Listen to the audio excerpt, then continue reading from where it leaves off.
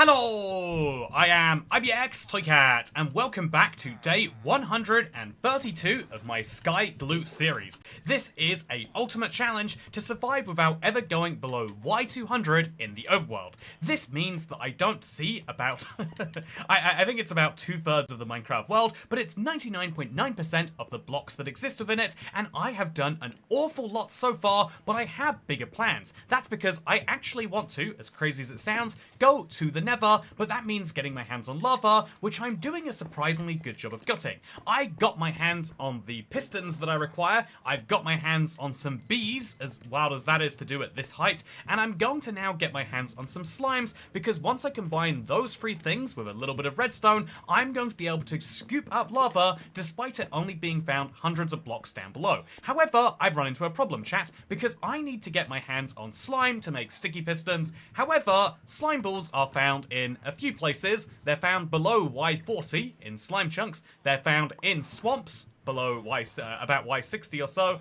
and I think below Y90 is the cap. And they're also found from wandering traders, or they're found when pandas sneeze under very specific circumstances. That means that's what I'm going to have to do today, and so if you want to see the first 100 days, by the way, I'll link it down below as always. If you want to see the recap as to how I got this far in my longest running hardcore world to date, by the way, 132 days, and I haven't even managed to die yet. But yeah, today I have big plans. I got my hands on a whole ton of gravel, which might seem like it's kind of silly. It might seem like it's a bit of a meme. What am I going to use flint for, right? But gravel is actually usable to create more dirt, and more dirt is usable to create more grass. Then all I need to do is find this fella right here, and I just trade with him. So he's going to give me a Silk Touch book. If I put that Silk Touch book on my pickaxe, or more realistically, I'll trade for another pickaxe. It will cost me 32 emeralds. I will have a Silk Touch pickaxe, which I can use to, or a Silk Touch shovel or whatever we want, which I can then use to pick up all the grass I want,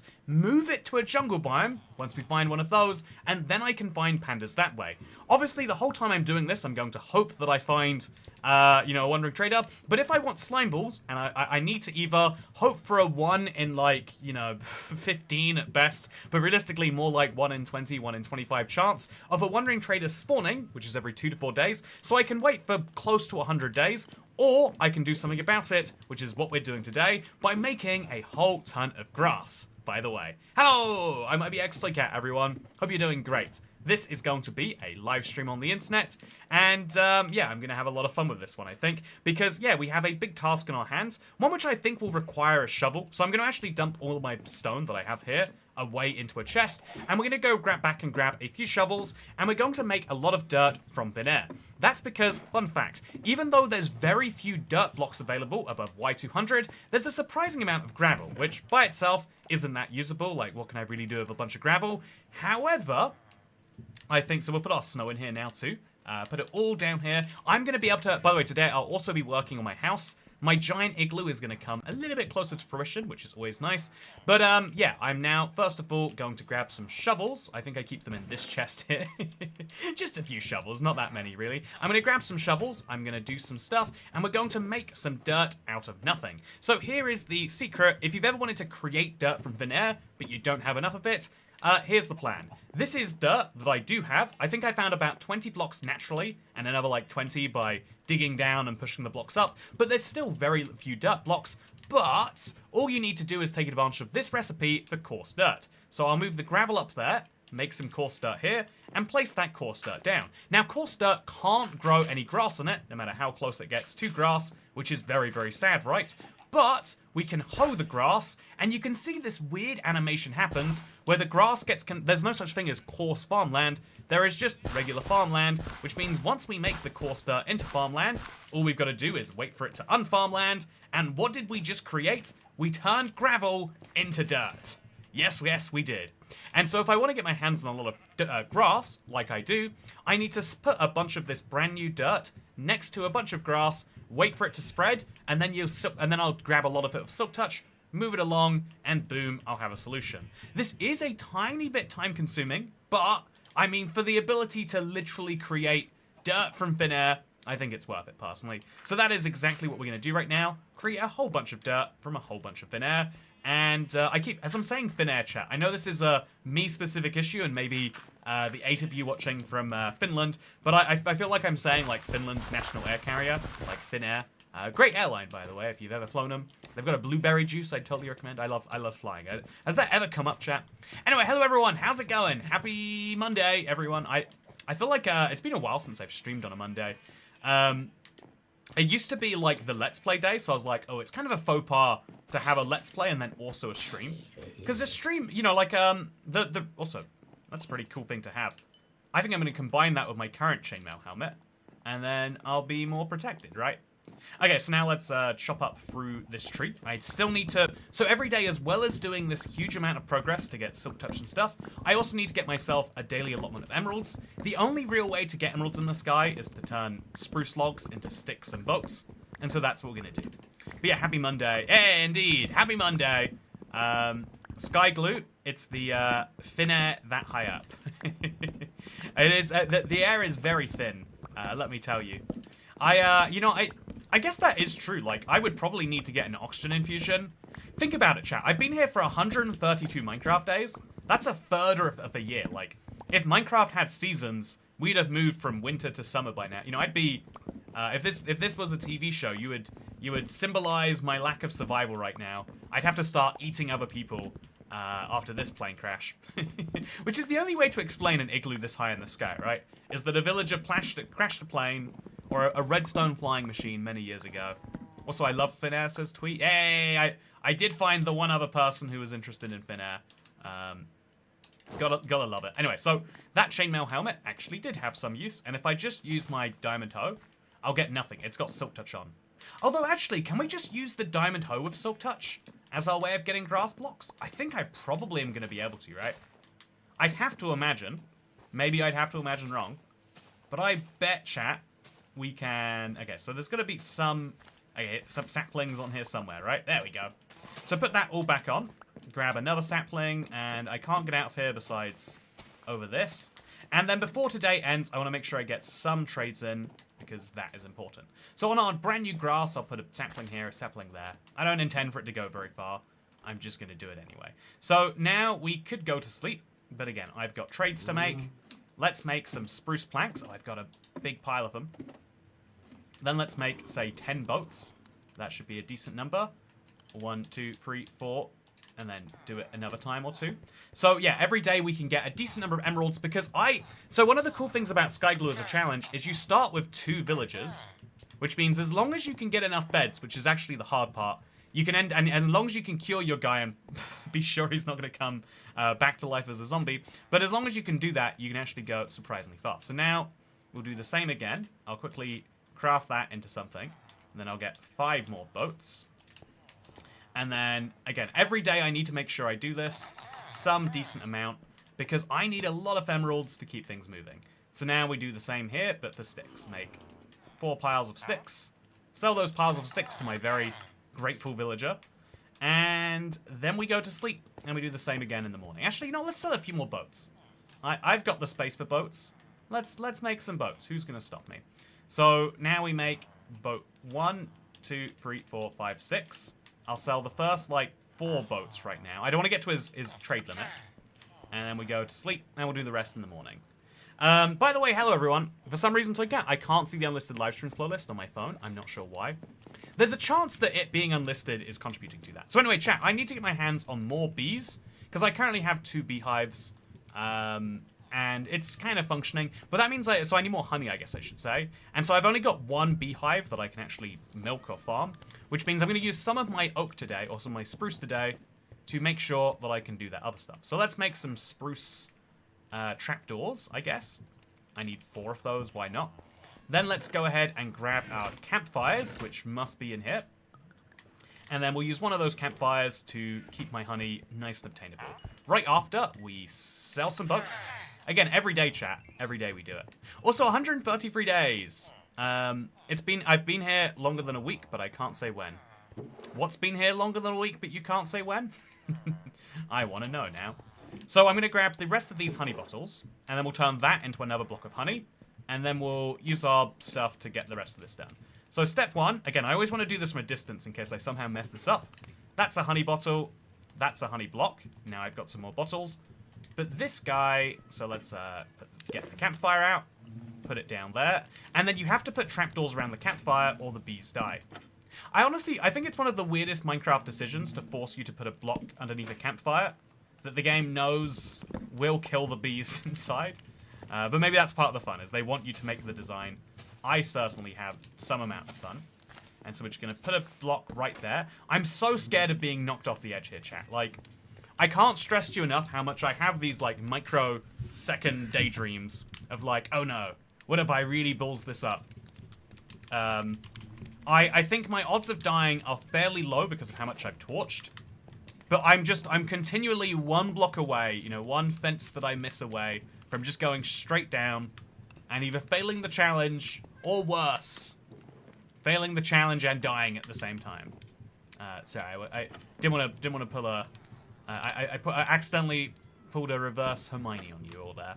Oh, so would you prefer iron boats or never boats, chat? Toy Cat. Oh, you'd be silly if you didn't say never boats. I know a lot of Mojang people are like, the Striders are the never boats. And I think that their opinions are validated a little bit right now. You know, we've got better saddles. But it's still not, like, that true, right? Also, let's grab some more spruce logs. Because I'm going to need a lot of these to be turned into sticks. Let's just turn 2.5 stacks into sticks. That's a lot of sticks, by the way. Hopefully your boy's grateful. There we go. And then let's also turn a lot of these into boats. Because boats seem to be the most profitable way to do this. If we don't mind the fact that they don't stack, and, you know, I guess why should we? If we just don't mind that simple fact, everything works very, very nicely here. Yeah, look at that. So many boats means so many emeralds. Means we can now start working on our other dreams. So chat, alongside getting Silk Touch, I guess on a pickaxe I wouldn't need. I guess a shovel is what I would go for. I can also work towards my other big dreams, such as I need a second belt for when I go to the jungle. I can work on my other dreams, such as my toolsmith, my weaponsmith over here. He will one day give me an enchanted diamond sword. I just have to sell him a lot of iron or buy a lot of iron axes first. I guess I'll buy the iron axes, right? I think that's the... Like, I'm not selling him my coal. My coal is a finite resource. I'm not going to give him my iron. My iron is a finite resource until I build an iron farm. And it's very, very finite. I can't buy bells from him. I can buy one bell because I need it. I'll buy one bell because I need it. And then after that, I've just got to buy so many axes so that he can one day offer me a trade of flint into emeralds, which I then don't really want either. Meanwhile, we've also got this guy who will... I don't know. I don't know what his value is. I guess he sells me books that I can use later. And then we've got this guy who is just here to be a bread salesman, but I don't need that anymore.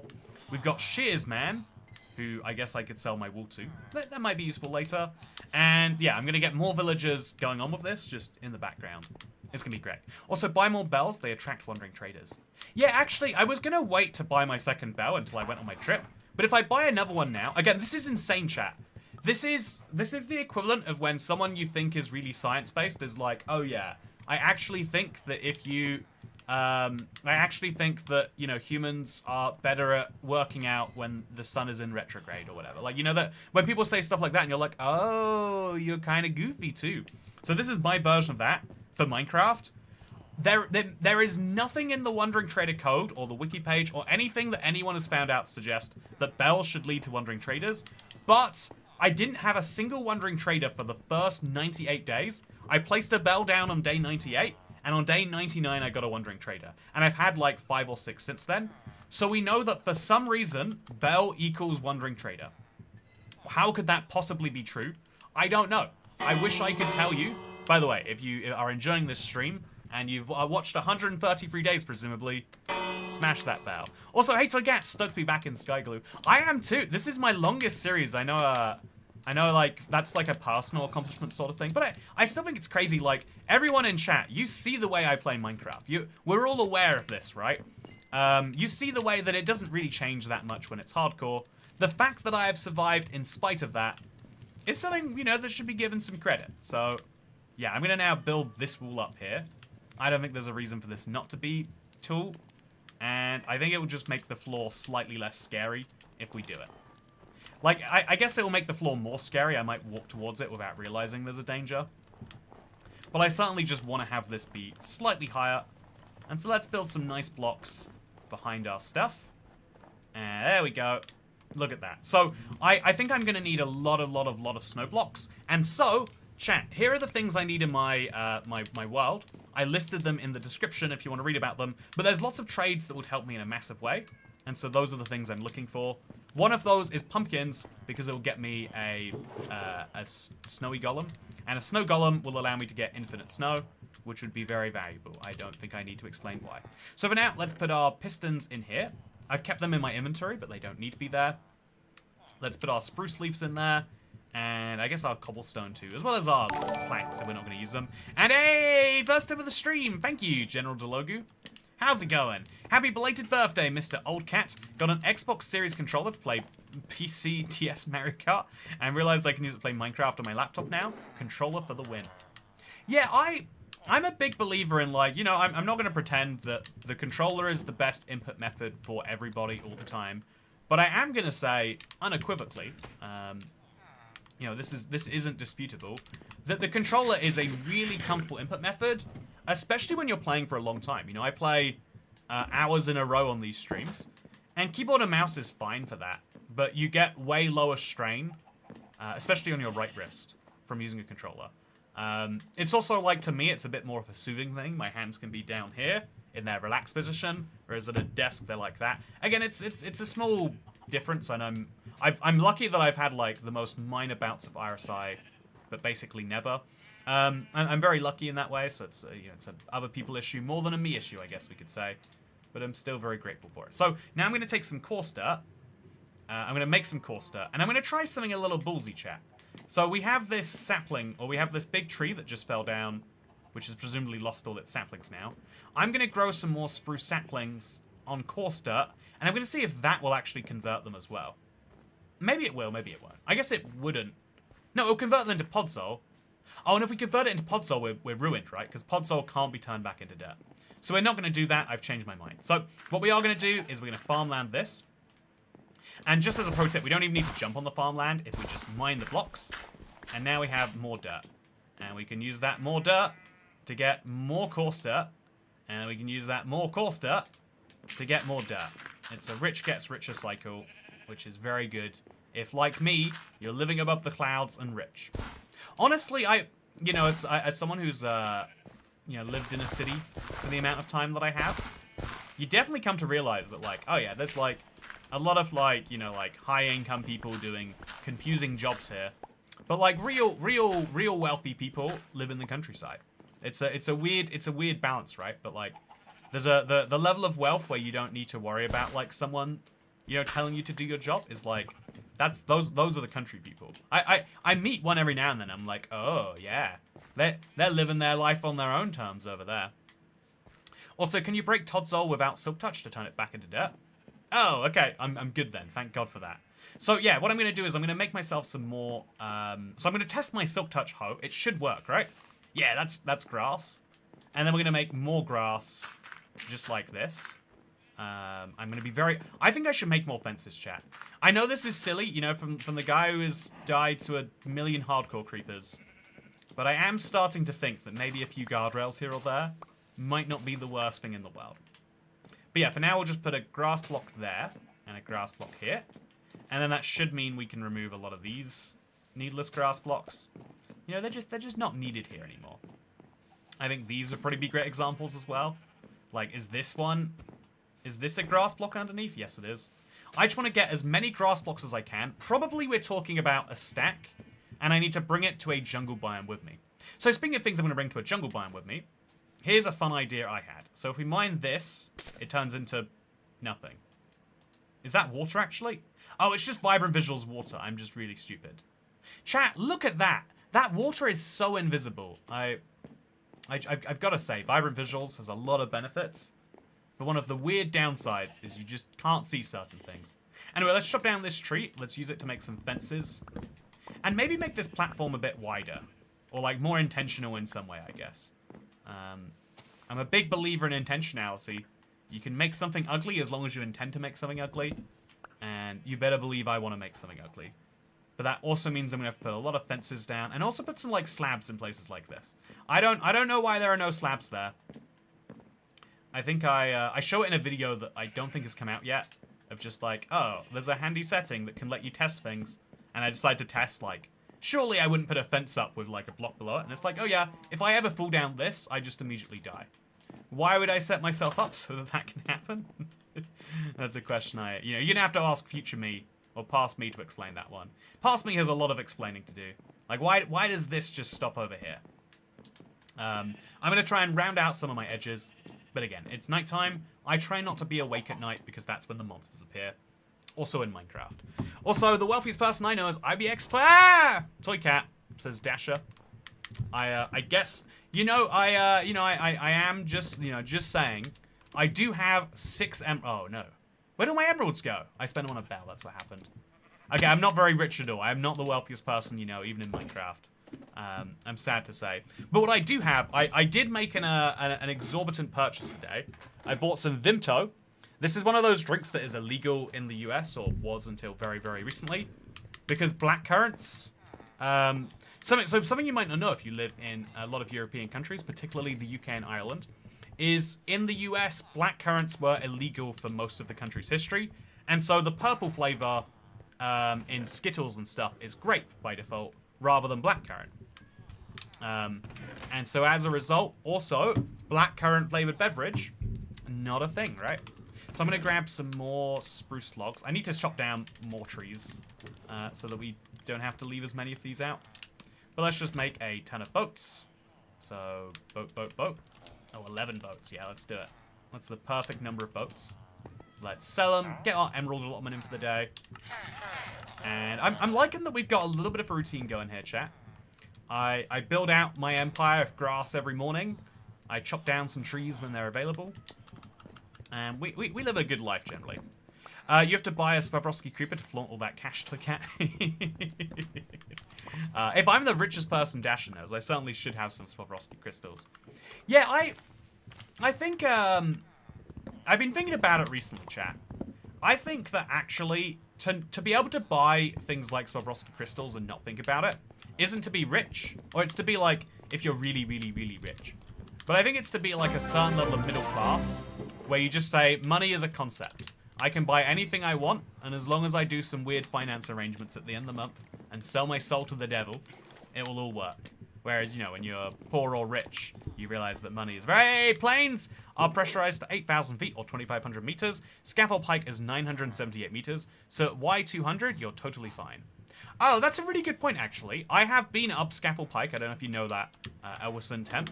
If not, you just... For anyone who isn't familiar, it's the tallest point in the UK.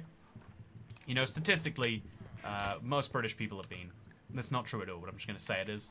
And who's to say if I'm right, but because as a result of it being, like, slightly... It's just the same as being on top of a mountain right now, which I do all the time in real life. Anyway, I'm going to drink my Vimto. What's your plan for the Nether? I've thought about using it as a way to get to the end, because if you place a portal at 502, 32, 47, you'll spawn straight into an end portal. So, my plan for the Nether is to limit myself to Y80. I cannot place a portal at 502, 32, minus 47. I'm going to have to really carefully consider my portal placements, because I don't think it's okay for me to come out of the Nether below Y200, which means I think only I can place Nether portals. I don't think I can let Minecraft place Nether portals. Red currants are legal and quite delicious. I don't think I've ever had a red currant. Is that just the name for cranberries? I feel like cranberries have so much... So chat, I like doing this in my drinks. I get a little lid. I make it feel like I've got it from somewhere that I paid £4 for. And then I've saved myself £4. That's how much money... Hey, the Wandering Trader spawned while I was making myself a beverage. Please tell me he's got one of the items we need. If he has slimes, chat, we just solved the... red sand. We would have solved so many problems if he would give me some limes. So, dark oak logs are totally worth paying for, because I can immediately turn these into sticks. I'm not going to do it, but literally, chat, this is what I can do. I can take 2 of these, which cost me 2 emeralds. I can take those, turn them into planks, turn those planks into sticks, and then immediately turn those 2 emeralds that I just bought into, what is this, like, 4. I can double my emeralds immediately. There's no reason not to buy these. So I'm going to buy out his supply because I can just cash them in if I don't want to. Oh, he'll buy jacket potatoes from me. I feel like I could cook up some jacket. I could buy some water bottles. I could sell him water bottles too easily because I just buy some red sand from him. So I'm going to buy all his red sand, but I'm not going to make it into water bottles. I'm considering that iron pickaxe, but I've got a diamond one, so I don't need it. So I'll buy all of this, chat. He only sells 4. And then I think I'm going to buy all of his red sand. Yeah. I might buy a single sea pickle, because you can bone meal these into more. And also a single orange tulip. I think I'm going to buy both of these things. I don't think I need to buy mushrooms. But if we do, we can get some mushroom blocks going, so I'll buy those too. Chat, I don't think anyone in the history of the world has bought as much as we have from a single wandering trader. Then light blue dye. We can't easily access lapis. We can access cornflowers though, and we can access bone meal. So it's not that valuable, we're not gonna get it. Yeah, that is the extent of what we're gonna buy from him. I'll immediately throw these things in here. As semi-valuable items we now have, should we need them.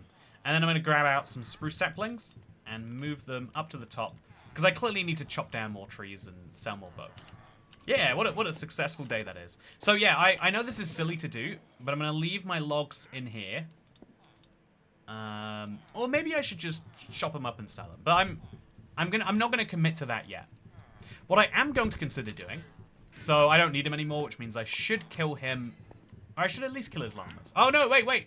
But don't die. Okay, I think he's gonna die. Okay, well. Chat, I swear to God, I mentioned the brief idea of killing him, and he's like, nope, I'm out of this. I'm not involved in any of this decision. You can't murder me if I kill myself first. You know, it's like a you can't fire me, I quit sort of situation. I admire his bravery. I feel like I could not face death that easily. Power to him, I guess. So yeah, speaking of power to things, I'm going to put my oak saplings in here as a way to power my furnace as it keeps cooking stuff. And I think that's probably the most renewable food source, because it literally is just junk to me. I've got so many saplings of so many types. Powering a furnace with it isn't the worst value I can get. So yeah, I wish I'd sold him some potatoes. I definitely could do that. So I'll keep some potatoes ready for next time, chat. That's a useful reminder. I do need potatoes. He buys them. Also, he jumped. Okay, everyone, I need you to be my witnesses, because this is going to come up later. He jumped. I didn't push him. Everyone saw that, right? That was definitely a he. You know, I didn't push. He jumped. Okay, everyone, we're all familiar on the story. I don't want anyone slipping up on this one later. I don't want to see. Oh no, that's oak wood. I don't. Why did I just make this? So yeah, we need to make sure our stories are consistent, because I don't, you know, this will come up later, and I'm sure it will cause some problems. Okay, so I'm going to take this last piece of dirt here, and then another piece of dirt, and we're going to use that to make some more coarse dirt. Just 4 of it, and then I'm going to grow some spruce saplings on the coarse dirt. I don't know what happens if I do this. I'm just kind of going to do it anyway, you know? Because the second tree isn't usually necessary. But right now, I need a lot of wood, so it is. Because I'm also going to have to... Not only do I have to get all this stuff done, chat, but I have to then go out to a jungle. Also, you jumped. He pushed... You go. Yeah, he tried to push me. He tried to pull me off the edge. I barely saved myself. But as the hero, I managed to save 1 life today, and it was mine. You know, some are calling this the biggest miracle ever. But, yeah. Also preparing the witnesses. Exactly.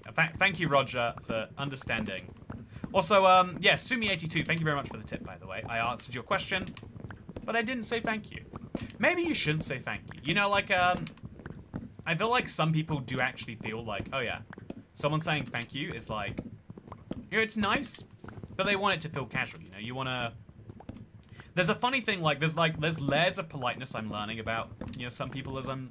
You know, I feel like a lot of people, you could argue this is like raised right. Let's argue for the sake right now that it is. But a lot of people are like, oh yeah, I want to, if I am doing a favor for someone, I want them to think it is no effort for me whatsoever. I don't want them to think that it is a favor I'm doing them. I want them to think like, yep, this is just standard behavior from me right here. No problem is meant to be like, yeah, it didn't take me anything.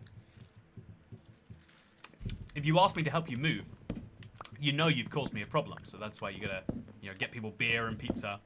But, like, if you haven't caused me a problem, if you simply ask me for, if you ask me to talk about, lobster rolls for a few minutes, that's no problem. You gave me an exciting moment to talk about one of my favorite subjects.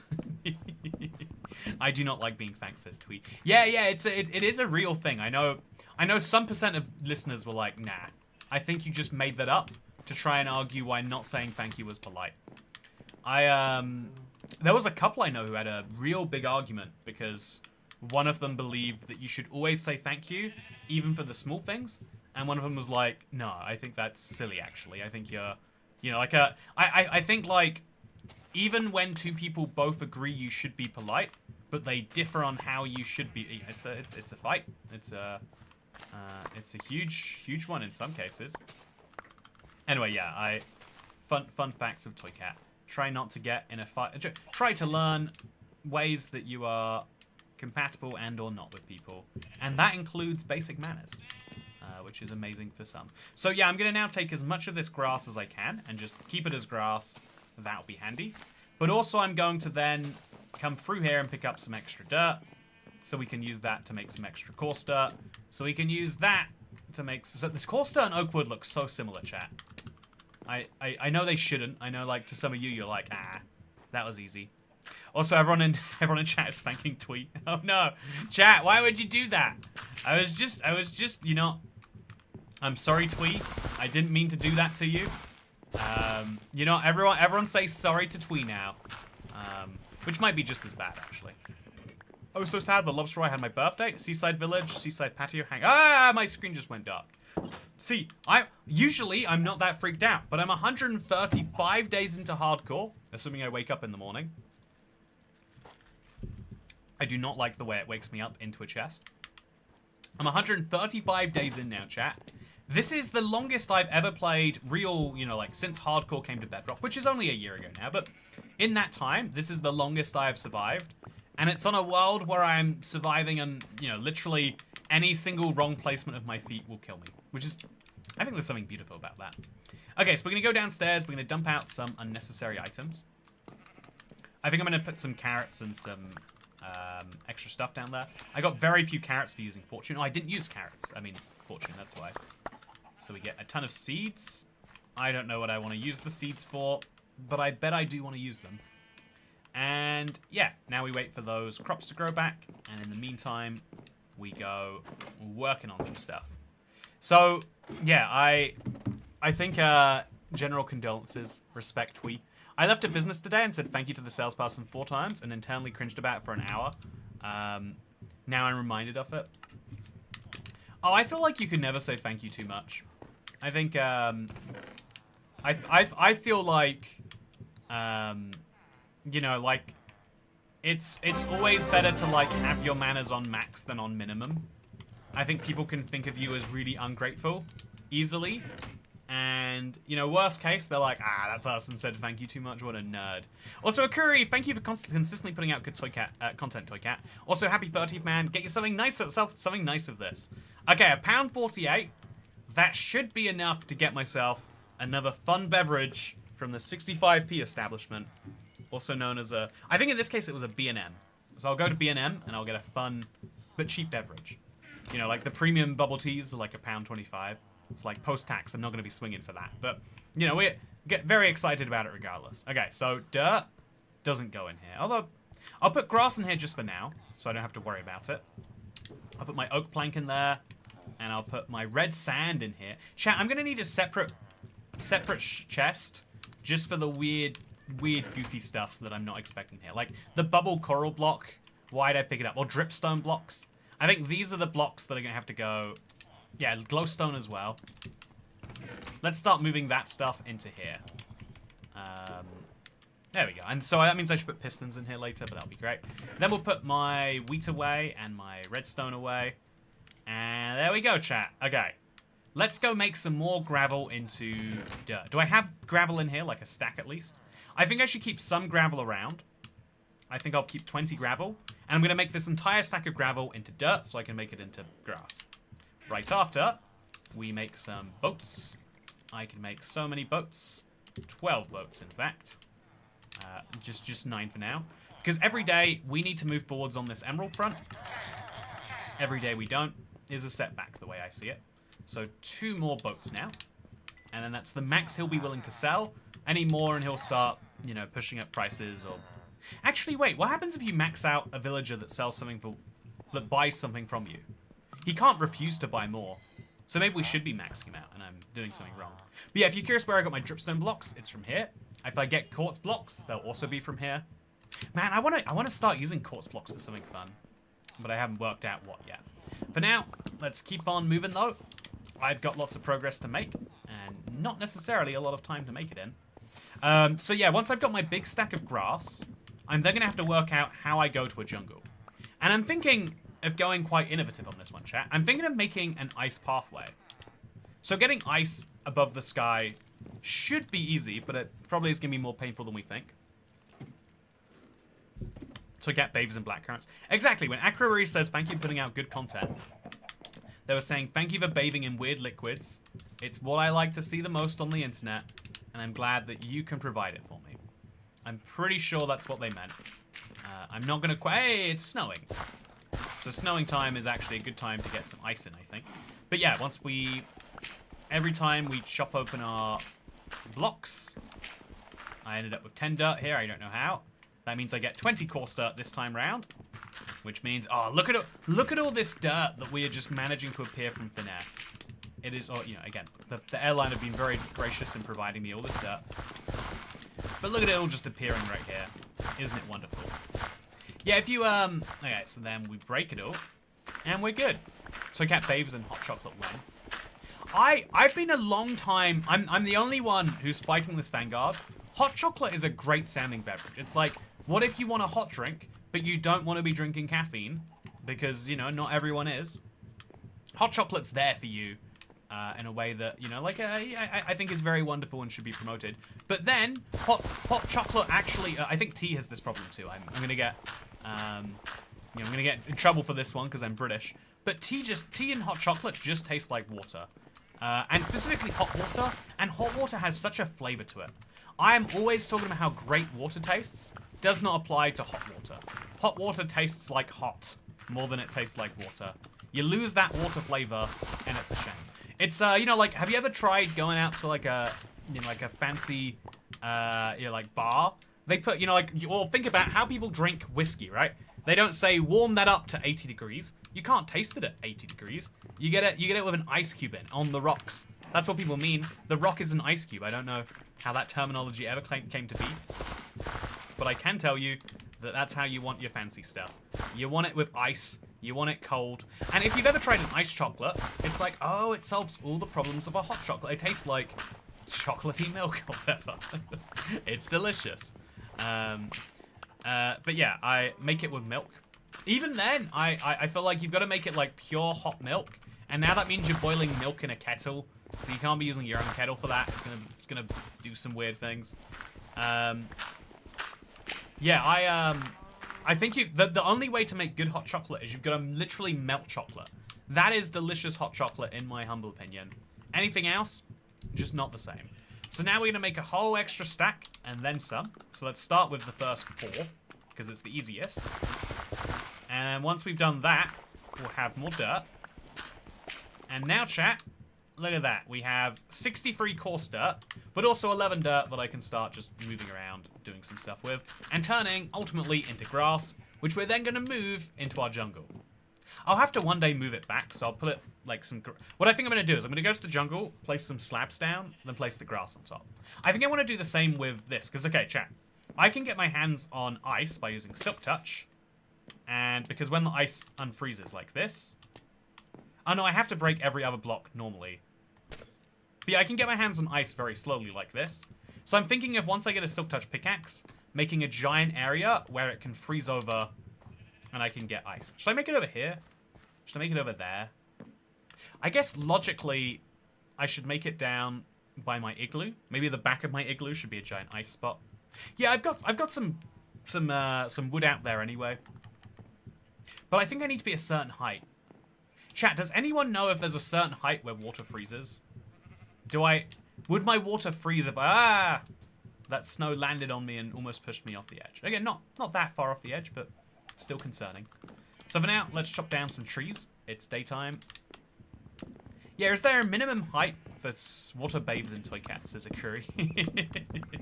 New contrarian toy cat series. If hot water tastes like hot, does cold water taste like cold? Yeah, and cold is a delicious flavor. You know, that's why ice cubes are a thing, but hot cubes aren't. You ever see someone go out of the freezer with a pile of, like, you know, hot water cubes? You put in your drink and it warms them up? Nope. I bet you've never seen that. I guarantee it. Neil Andrews says I'm gonna make a cup of tea. Be right back. Enjoy your hot water with vague herb flavoring.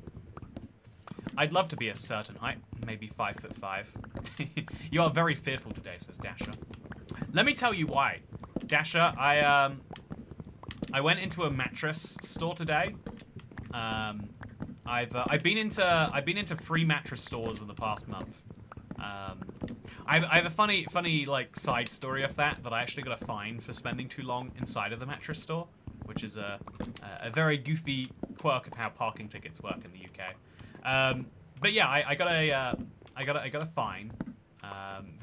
My first one actually since getting a new car, so that's part of the right of being an owner. But yeah, so I've been to free mattress stores in the last month, and there is nothing that will make you as suspicious as someone who is desperate for you to buy something but isn't able to put it into words. You know, like I think this is something that can like be studied. Like, think about the industries that are commission based and the ones that aren't, right? Like you know, when someone sells you when someone's working at Boots or at Sainsbury's or, you know, let's internationalize, at Walmart, the cashier doesn't get paid when you buy things at Walmart. And so that means if you ask the cashier for advice, they can like be like, yeah, I would use this one, or like if you ask them like, oh yeah, will you refund this? And it's like, yeah, for like 30 days we will. But if you go into a mattress store and you tell them your concerns, because their incentive is to get you to buy something, it's not to tell the truth. They'll be like, oh yeah, so you say there's an 8-year guarantee on this, but what does that actually mean? And they're like, yeah, just take it back. No problems asked, no questions asked. It's like, is that actually true though? Because, you know, like, blah, blah, blah, blah, blah, blah. I think, I mentioned this, I had this issue with my car. Like, I bought my car, chat, and the guy was like, yeah, it's a 6-month warranty. We do it ourselves, so, you know, there's no problems. Just make sure it's all good. And then I was like, okay, 35 days in, I've got this suspension issue. He's like, I didn't mention it at the time, but the warranty doesn't cover suspension. Sorry about that. Sucks to be you, huh? And, it's like anyone who is like making, you know, like who is incentivized to sell something. It's like, I don't know, like, if you ask me, chat, like, oh yeah, Toy Cat, you know, you're selling these t-shirts, right? At you know, shirts.ibxtoycat.com. You're selling you're selling these t-shirts, but are they polyester? And I'm gonna be like, my actual answer is I don't know, but that's not acceptable. A lot of people will be like, oh, you don't know, huh? Guess that means it's the bad one. And so I'll be like, I don't know, it's made from normal t-shirt stuff. Or if I'm like desperate to make my sales quota this month because me paying rent relies on me selling enough shirts, which thankfully it does not. But then I might be like, oh yeah, it's made from a blend that is it's actually better than polyester. And you know, that is true, I would argue. I think if you actually look into it, a lot of people believe that polyester or cotton is the best, but actually it's like entirely preferable. Oh, wait, chat. What happened? Oh, the snow piled up and all my sheep got out. That is, chat. This shouldn't be allowed. This is not okay. I'm gonna put a roof above the pen. Tomorrow's gonna be a nightmare, and it's a nightmare that could have been avoided. Your sheep are escaping. It's such a silly thing that they can. Also, ibxtoycat.store. Anyway, bah sheep. Bah sheep indeed. Okay. So we're now gonna go grab our wheat. Okay, let's get some. And we're just gonna use that wheat to make things work. I need to get them all back into their pen. Very, very annoyingly, but it's okay. I guess if I had more grass, I could actually grow more sheep. So we're going to have to now just make a little path between me and this. And then get all the sheep to follow it. Okay, sheep. Dude. Hey! Rufan Irvin. Thank you for becoming a channel member. The 371st. Welcome back to the club. Or welcome to the club, sorry. It is rude of me to assume you have been here. In fact, I'm fairly certain you have not. Unless you have changed your name. And I am just not familiar with it. So chat, the sheep are so dumb when it comes to following wheat. They just do not know how to do it correctly. And it is a nightmare. Come on, you can make it up here. You can do it.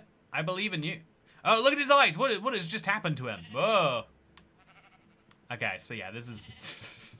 Do I even want sheep this bad, chat? I think at some point we do have to ask that question quite genuinely, right? We should have to say, do I want this even? Okay, there we go. I guess I do want this, because it's actually worked shockingly well. So the sheep are standing on other sheep right now, which doesn't make too much sense to an outside observer. But there we go. Sheep have been put back together. I still need to shear them as regularly as I can. But we've done the best we can. Also, I've now got so many spruce logs, which is great news. And we have just a few more... we just have to get a few more coarse dirt turned into regular dirt so we can do our stuff.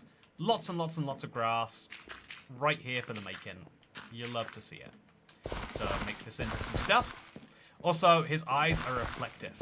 Yeah, definitely is going for a little bit of a demon phase right now.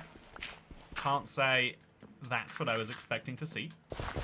But I'm just happy that the sheep is alive and well. Speaking of alive and well, my shovel is dead, which is great news. I'll leave my dirt hanging around over here. Hopefully turning into grass. If it doesn't, that's fine. If it does, that's nice. Slowly running out of walking space here, but that's chill. You're making them stare into the sun. It's crazy that lighting is like that level in Minecraft right now. It has to be said. It really is, though. See, I kind of don't like it when it snows, chat, because there's so much cleanup that has to be done. So I could definitely see myself putting some roof over the rest of this. Like, we'll start with the sheep pen. That is clearly the place that would benefit the most from a roof. And then we'll move on and see what else would help too. So, let's just place some spruce planks here. Oh, I can't because it's... Oh, he's standing. Okay, so let's place some... Okay, let's just stack up. And then let's just place a roof on the 6 blocks that they actually stand in. These right here. Then let's break these blocks. Do I get any of these back? Nope, I didn't get any of those back. So we'll make a couple more. And just like that, chat, we should have avoided... Although now mobs can spawn on this, so now we got to put a torch up here to prevent that from happening. That should prevent that same problem from happening again. Ah, very scary. I do not like that feeling, chat, of falling down and not knowing when you're going to hit the ground. But it's day 136, which is great news. I am going to break another one of these ice blocks. Because I've got one in my inventory anyway. Might as well get another. Why are these ones freezing all the time, but these ones aren't? There's got to be something in that. So yeah, I think... have you had any fun food recently? Says Dasher. Thank you for asking, Dasher. See, that's like... That's one where when I answer and you say thank you, which would be rude of you in some circles, but when you say thank you in response to that, I could say no problem. I had one of my favorite foods. I went to Maastricht recently in the south of the Netherlands, and I still don't know what this... I basically got what I can only assume was the Dutch version of like a ploughman's. So it was just a plate of like semi-random looking food, which is not the like... I know I'm not selling this food massively yet, but like every bit was good. And something about Dutch culture that just doesn't permeate into the rest of the world is like they call it croquettes or bitterballen, but I just love fried gunk. That's all I can describe it as, chat. There is gunk inside of something fried, and it is delicious. It is objectively wonderful. I like it a lot. I'm confused by it all the time. Don't get me wrong, but I like it a lot too. So I'll put oak wood in here too, because I'm not going to need that anytime soon. I'll then put the extra shovels away, because clearly those aren't doing any job. And now we've freed up some inventory space. which means it's boat time. So 1 stack of these equals as many of these as we can make. Equals 10 more emeralds today. So yeah, I could also start selling, especially with this many. I could start reselling to the stick guy. You know, like I take 1 stack of these, and then I can turn it into a bunch of sticks. But you don't actually get that great of a return. Like, compared to the boat guy, I think this is worth doing, like, when I'm on a push for emeralds. But not as an everyday thing. Although I should always be on a push for emeralds. There's always something I'll need. Whether it's another guy selling books, whether it's a silk touch pickaxe, or whatever it may be. Any look bridge trip to the stream, or you're taking care of things back at the base? Yeah, Sean Skeeter Sullivan, I know where I'm heading. I'm heading that way, and I'm heading that way once I've got my grass blocks sorted. I'm sorting my grass blocks in a roundabout way. But yeah, I think I want to test first. I'm going to use my buckets. I think I want to test before any of that. So this isn't freezing over, right? But is it freezing over? That must be it's a height thing. So I'm going to grab 2 water buckets. I'm going to put them up high, and we're going to see what that does for me. That means I'm going to need more oak logs, which is great because I have some oak trees here. And that's what I'm just making things out of right now. I was hoping to make this big ocean area down there. But if we can't do it, we'll do it up there, next to my big tree area. We can even make it, like, match the big tree area, even. Like, on this side. Because I think that looks way more satisfying than just this big blob here. So we could have that big blob here, and then, like, a big blob over there. And outside of the island, that could be filled with, like, you know, like, ice. Or water to make ice. Yeah, that's the plan, chat. Let's see if it works. So the rest of this, it might be the torches. Oh, yeah, I just have torches, which means probably actually over here. I bet if we look closely, we just have a... Yeah, there's a torch there, and there's a torch here, which is keeping the ice from freezing. So I could do it up here, but I could probably also do it down there. But I also am liking the idea of, like, reshaping this area, because there is just a whole space here that doesn't look like it's doing anything useful. Making ice there could be nice. But yeah, I'll probably make all of this area into farmland later, because I'm going to get more and more grass as time goes on. Like, presumably there's just more and more ways to get it. So, as this grows, my farmland can grow with it. And so, I guess that's what we'll do. We'll make all of this into slabs, and then we'll build a farmed out area.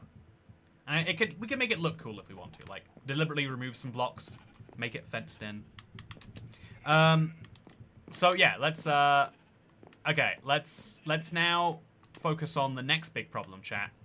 I am going to make this big area. Oh, so look at this. They're still gonna grow it all. Still gonna make this coarse dirt. It's in fact, yeah. Let's make this ice thing first because we can test it while we mine the coarse dirt. I love this challenge, chat, because there's always, like, I'm working on a lot of problems at the same time, which is just my favorite way to play Minecraft. Like, knowing that all the problems are equally important, and then slowly but surely getting them done. So yeah, this will later become my sheep pen, I think. I think keeping the sheep up there is kind of silly. Although this is still far from my house, so we'll work out something on that maybe. But for now, I'm going to find a crafting table. Or, classic toy cat move. Oh, there is a crafting table right there. Then we're going to make, I think, just regular planks, because we can't use slabs for this. We could use top slabs, but if I'm not mistaken, chat, when you try to place water on a top slab, the game gets a bit mad at you. So if I try to place that there, that works. But if I place that there... Yeah, it has to be a bottom slab, but I don't think partially waterlogged blocks will work. So if I now... Again, just to test a theory. If I now make this into a top slab, so... Place some slabs here, and then place them on the side of this. So if I make some top slabs, and then try to place water... I'm going to be very careful right now, chat. But it's going to place water on the bottom side. Even if you place it from this side, it still does that, which is annoying. So, what is the solution? We have to use full blocks, which means mobs... Oh, God. Mobs can spawn, which is a danger. Not something I love, but something I will accept.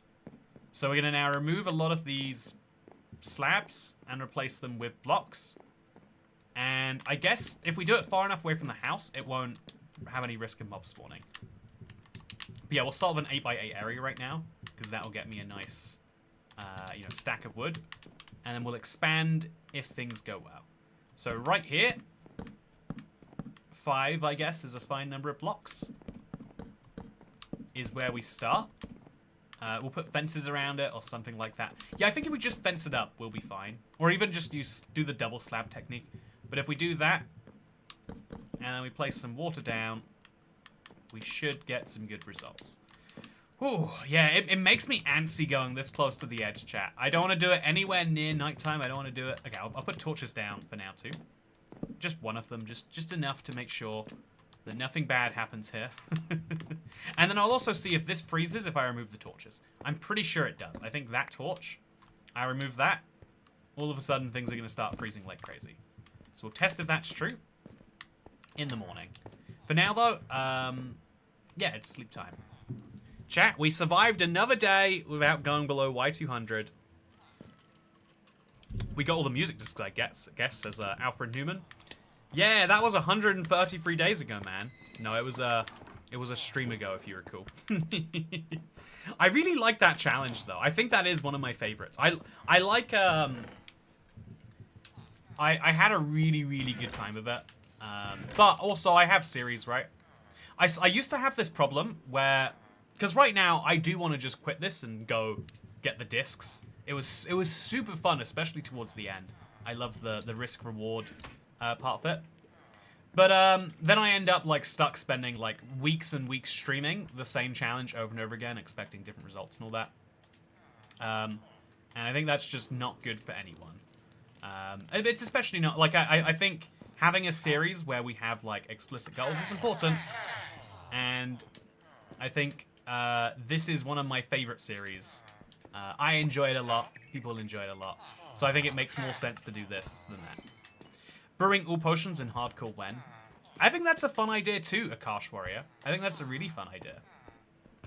I think the whole, like, use hardcore as a means to do, like, other little challenges, actually a fun one.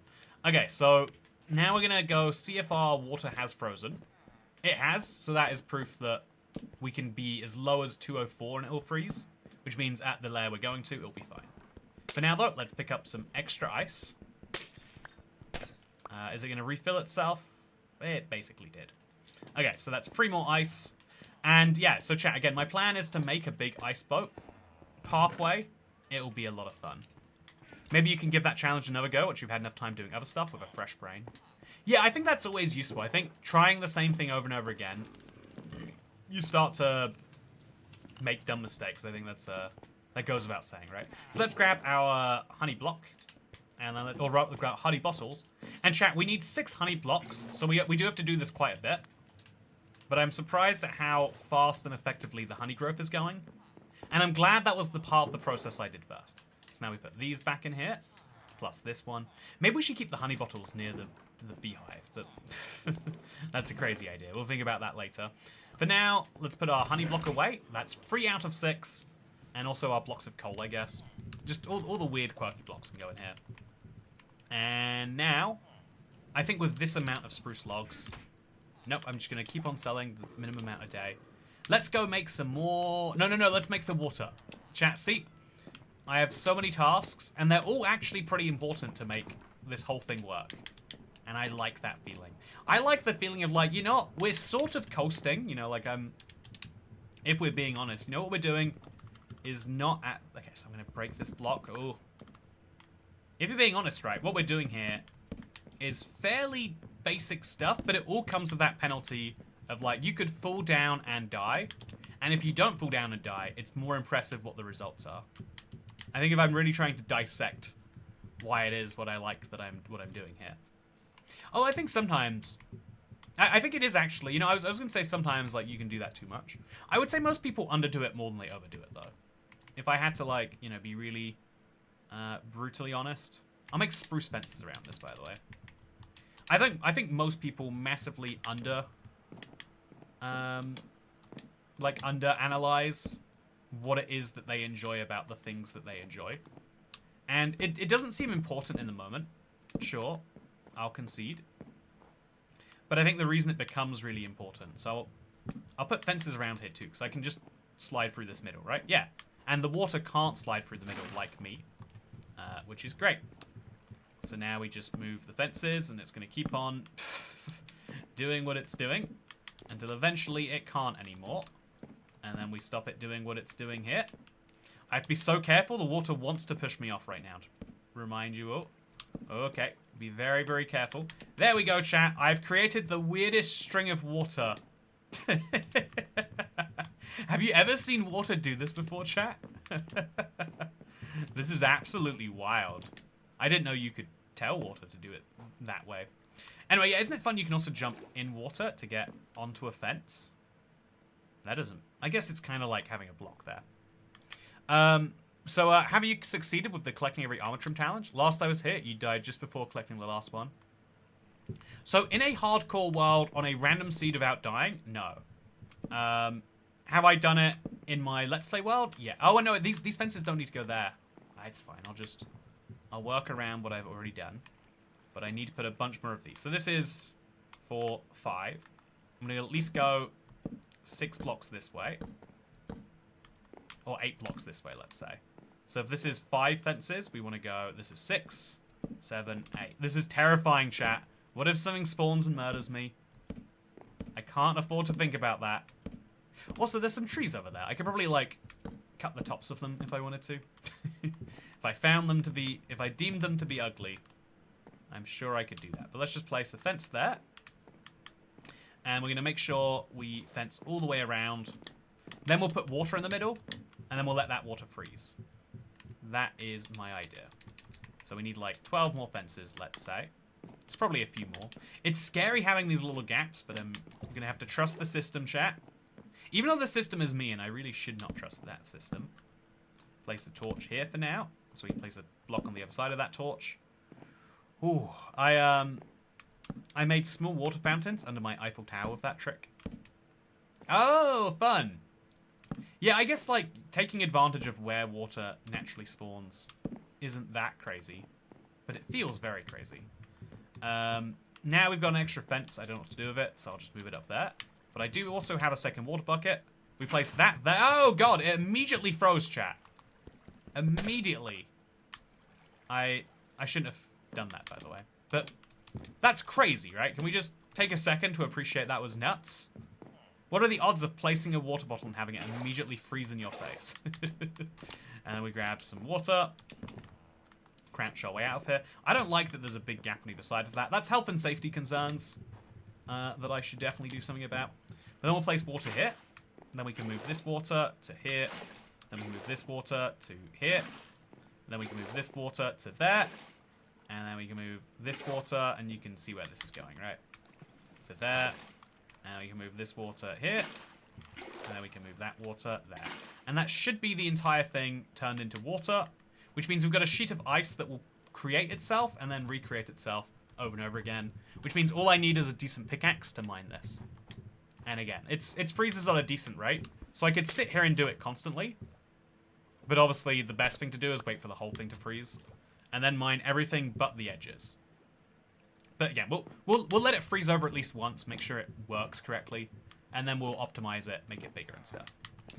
Oh, nice. After baby-proofing a home, I find this entire assembly terrifying.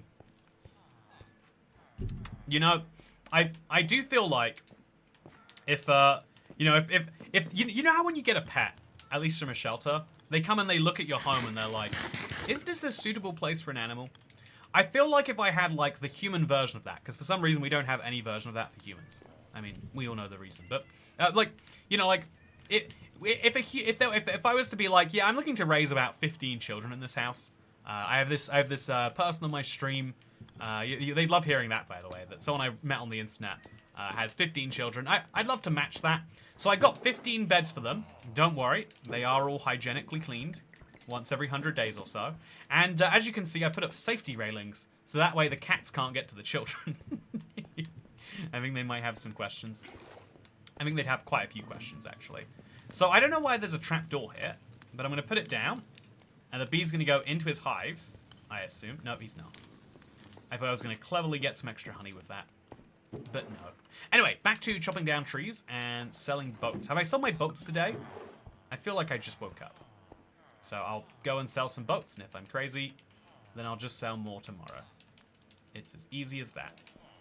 How many boats can you buy from me today, friend?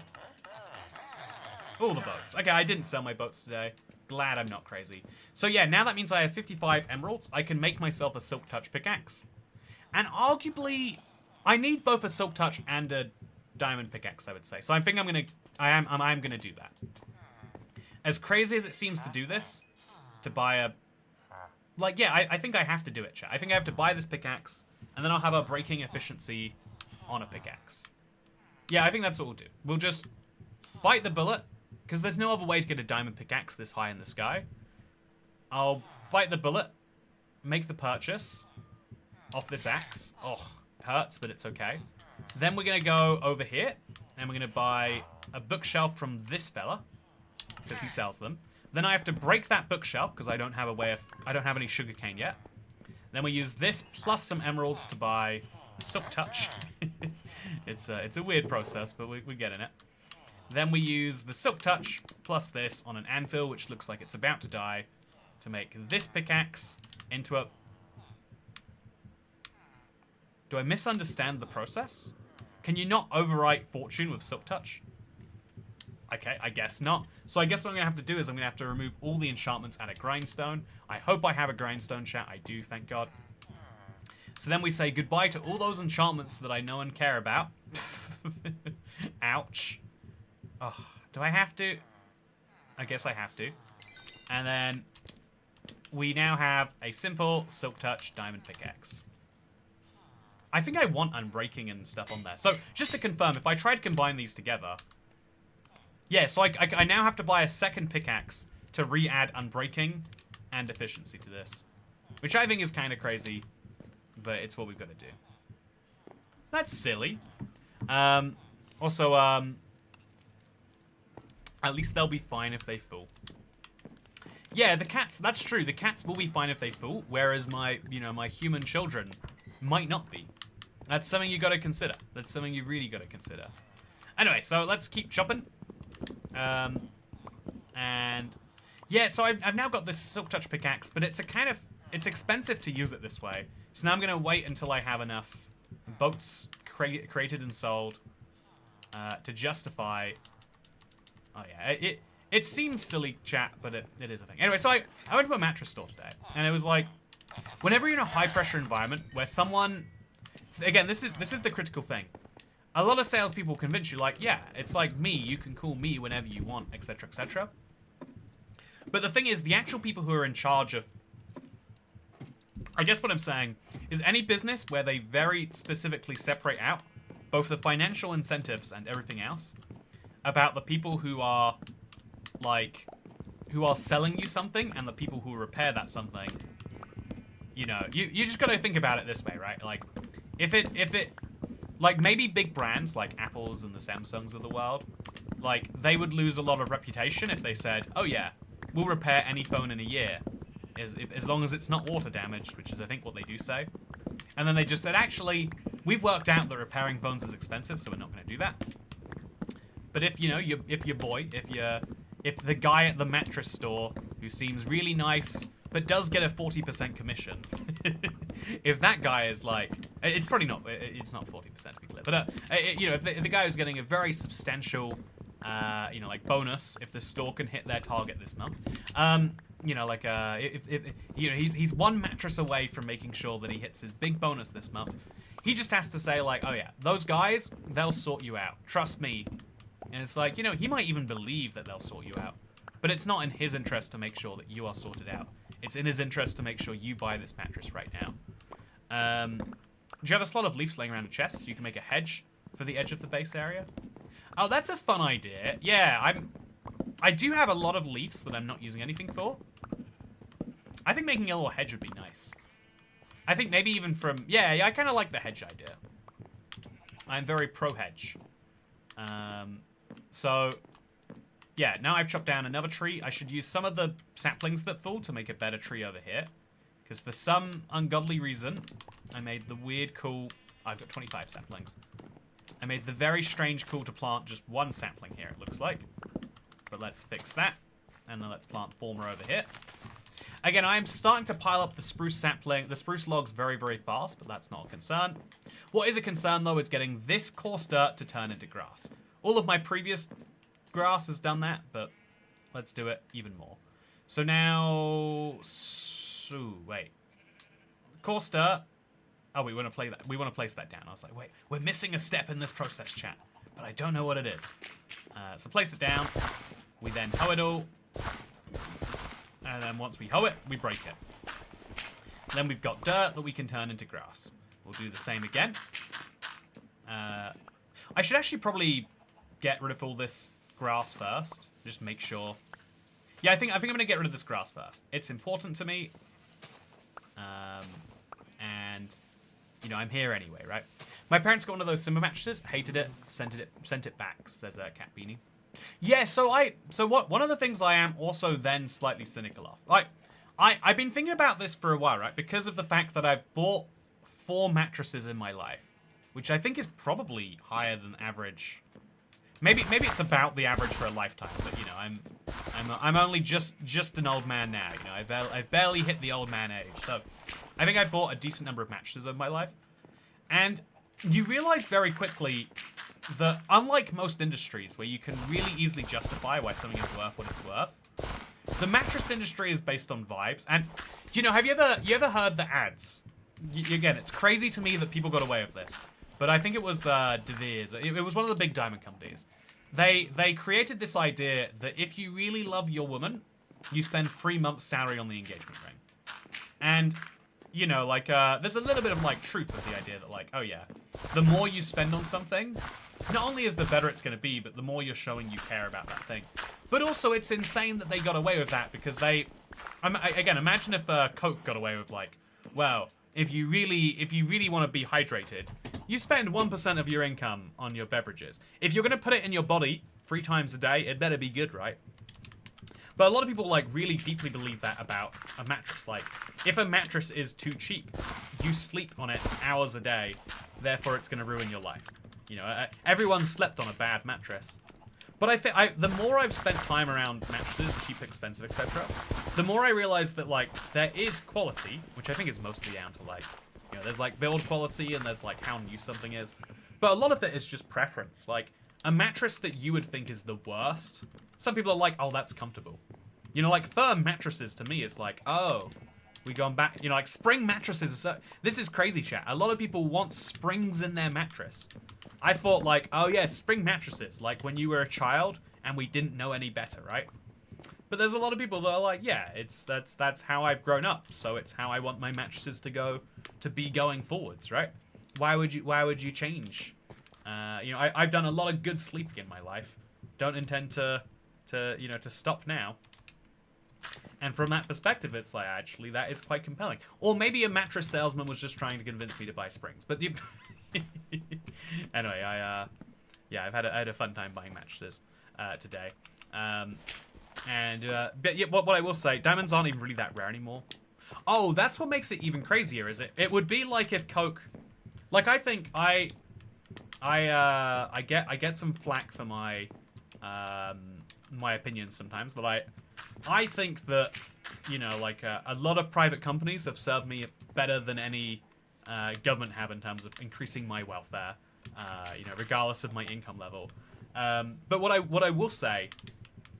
You know, again, I feel like that is an opinion that is like that will get you in trouble with people who are actually doing quite well already on the internet. But I think what I will say is that so we're gonna I guess we'll just keep placing down dirt and letting it turn into stuff. So we'll place all of this here, and once it's all grass, we'll pick it up and we'll move it over to the jungle, which means we've solved one of our big problems, or at least we've begun the solution.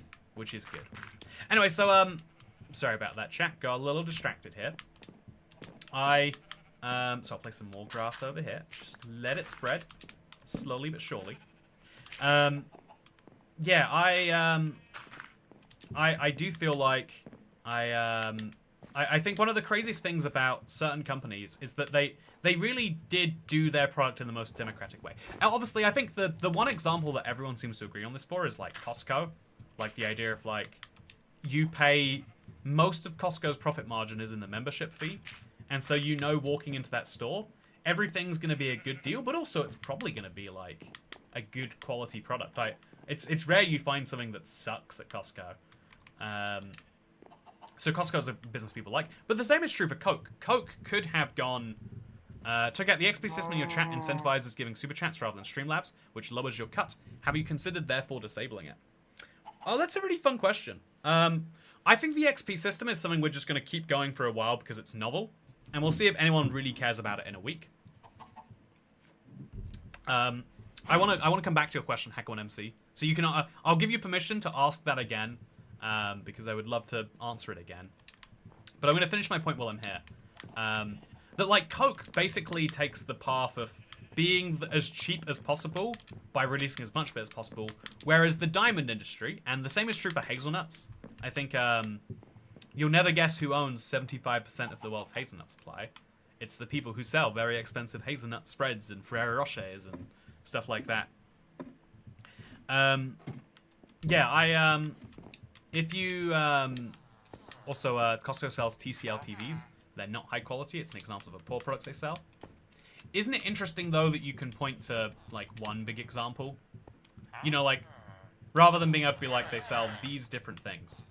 It's like, oh, yeah, that's the bad quality product they sell. They probably sell others, but, like, you know, it's notable at least when they do. And I would make the argument as someone who wouldn't buy a TCL TV, because I don't think they're good. But, like, for a lot of people, it still is appropriate. Okay, so now I'm going to buy some shears from this guy, because I still need to keep shearing my sheep every day. And then I'm going to, I guess, chop down some more logs. I've got the time, I need the emeralds, so we'll do it. But yeah, I feel like a lot of companies can basically get rich by setting their price high. I think Apple is a famous example of this. Like, every year, Apple was lowering their production costs because they were getting bigger and bigger deals with their suppliers. But also, they were raising the price of an iPhone. Like, the original, or like, let's say the iPhone 3, because the original iPhone, no one cared. Like, it didn't even have apps chat. But, you know, the early iPhones were like $600. Every year they released a new phone. It didn't even have to be that much better. It was like, it's the old phone, but the processor is 10% faster. Every year they'd release a new phone, and they would charge $100 more for it, or $50 more for it. Again, they were like optimizing their process and increasing their price, because they made the calculated and correct decision that if you pay more for a phone, you like the phone more. Whereas, you know, a lot of businesses are like, yeah, you know, like, you can buy 24 Cokes for an absurd price when you think about how much goes into it. You could make a similar argument for milk that I'm not going to, because I think milk is a terrible product that for some reason has been subsidized around the world. But I think there are lots of things. I guess you could make a compelling argument that that's like how petrol and stuff works. But you need petrol so bad, chat. They could charge double what they currently charge for petrol, and you'd buy, or gasoline, and you'd pay it, right? You need it in your life. My petrol tank is half full. If I'm going to try and refill it somewhere where it is a good price, but if the only place is to refill within, you know, my petrol tank's distance of me cost a bunch of money, I would have to pay it, right? You know, it's like electricity. Chat, I am the only person I know that knows the price I pay for electricity. I ask anyone else and they're like, I don't know, £100 a month. But I'm like, no, how much do you pay per electricity? Not like per month, because, you know, like per month is based on how much you use. How much do you pay per unit of electricity? But like, I don't know, I don't care. There are lots of goods like that. And so it's really impressive when you have access to one of those goods, because if you look at like how water works, the water companies are just like, they'll max out what they can get away with charging you. It's not good. It's no one likes the way that they are run.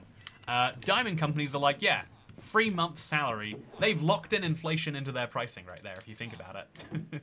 And they got away with doing it.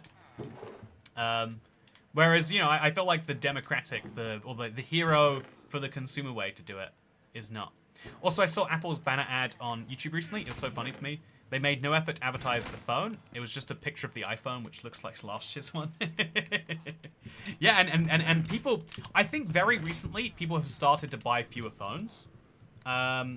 But yeah, people were loving it until very recently. And that's kind of incredible when you really think about it. So let's sell a bunch of boats now. Okay, so it's boat time, chat. Spruce planks into boats. Sell so many boats. You won't even believe how many boats we're selling. And then make some more boats.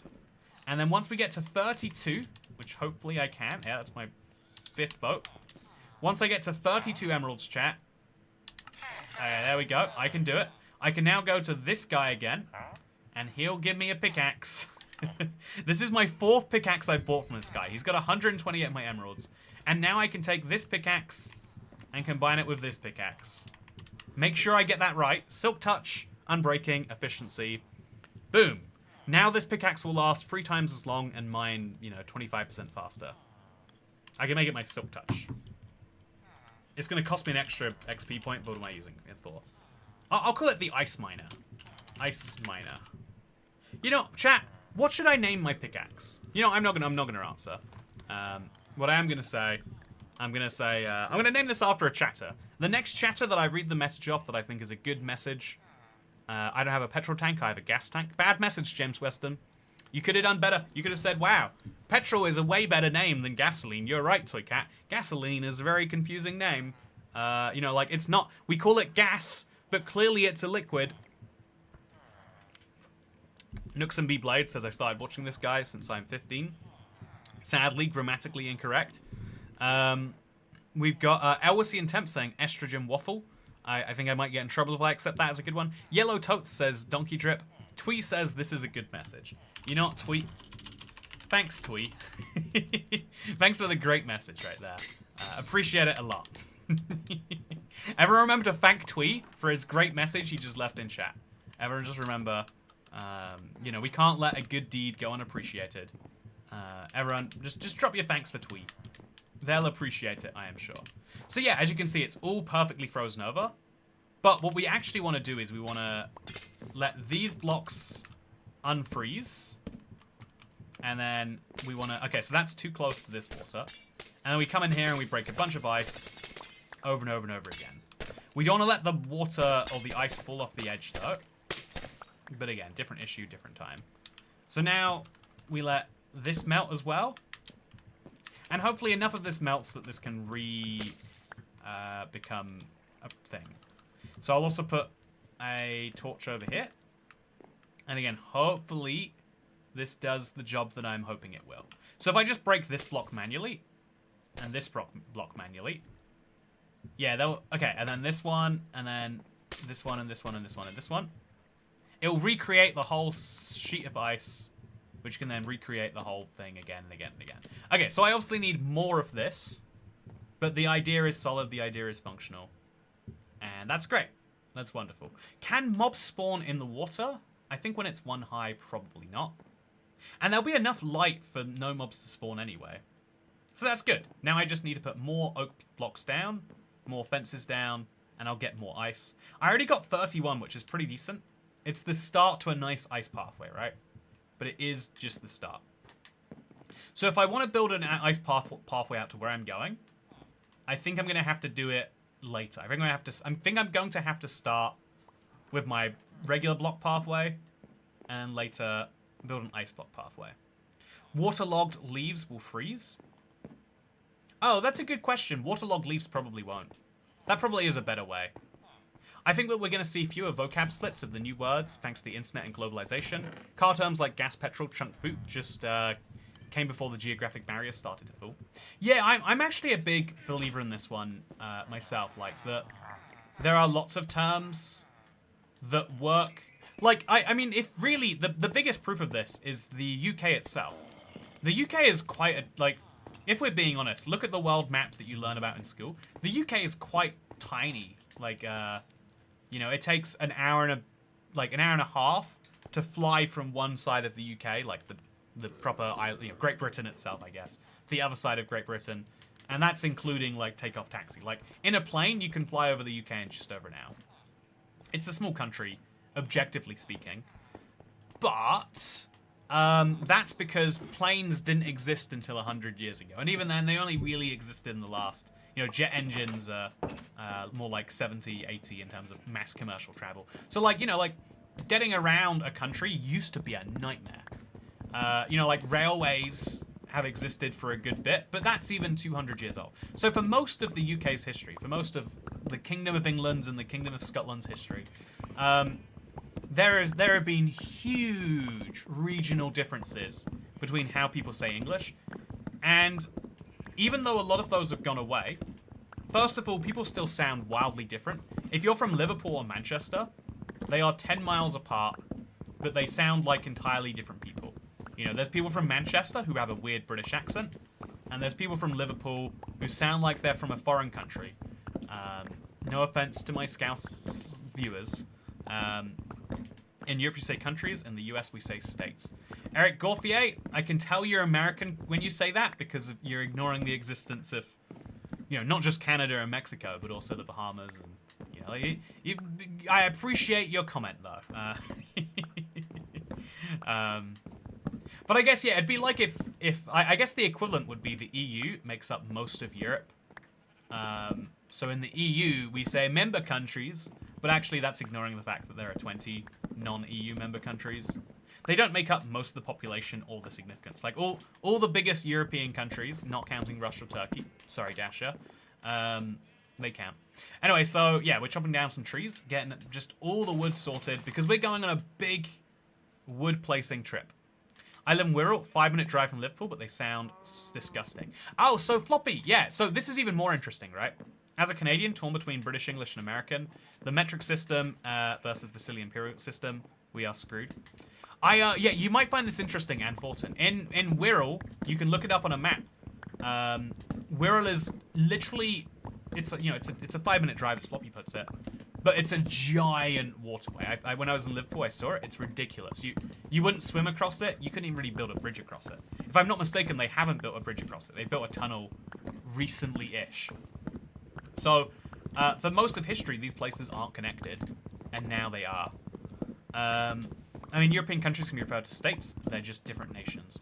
Yeah, I think a lot of Americans, if I could,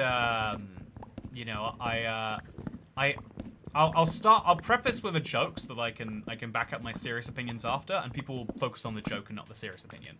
But I heard a theory today that you know how like a lot of the world is turning against tourism. The real reason that Americans elected the leader they did is because they were like, we need to stop tourism one way or the other. We need to make sure there's a large number of people who are going to choose not to visit our country. And so they picked the anti-tourism candidate. There we go. Now I've made that joke, I can say, like, yeah, I think a lot of Americans don't realize that their whole country was founded on the idea of states basically being countries in every way besides, like, defense, currency, and, like, some form of, like, shared, like, body of laws so that you can have commerce between them. Nowadays, it's like, yeah, I want full control in what is happening in other states. If something goofy is happening in, insert state here, California, Wyoming, North Carolina, Vermont, I want to have a say on it, even if I live on the other side of the continent, because that's what it means to live here. Damn it! I think it's wacky. Wasn't the imperial system originally British? Yeah, what's fun is before. So metric system, a lot of people think the imperial system is British, but every country had an imperial system.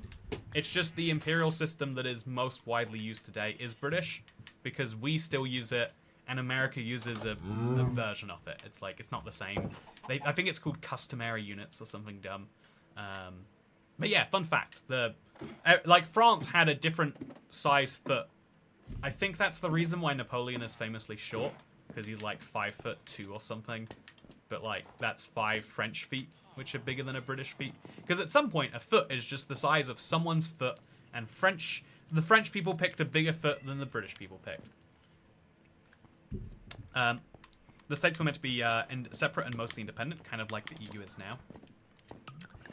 Yeah, I think it's one of the downsides of, like, I think modern political discourse, it's really cool how, like, decentralized it can be because of internet platforms and stuff. I think there's a lot of like benefits to the way we talk about things now. I don't want to be that boomer who's like, it was better back in the day when we had the newspaper.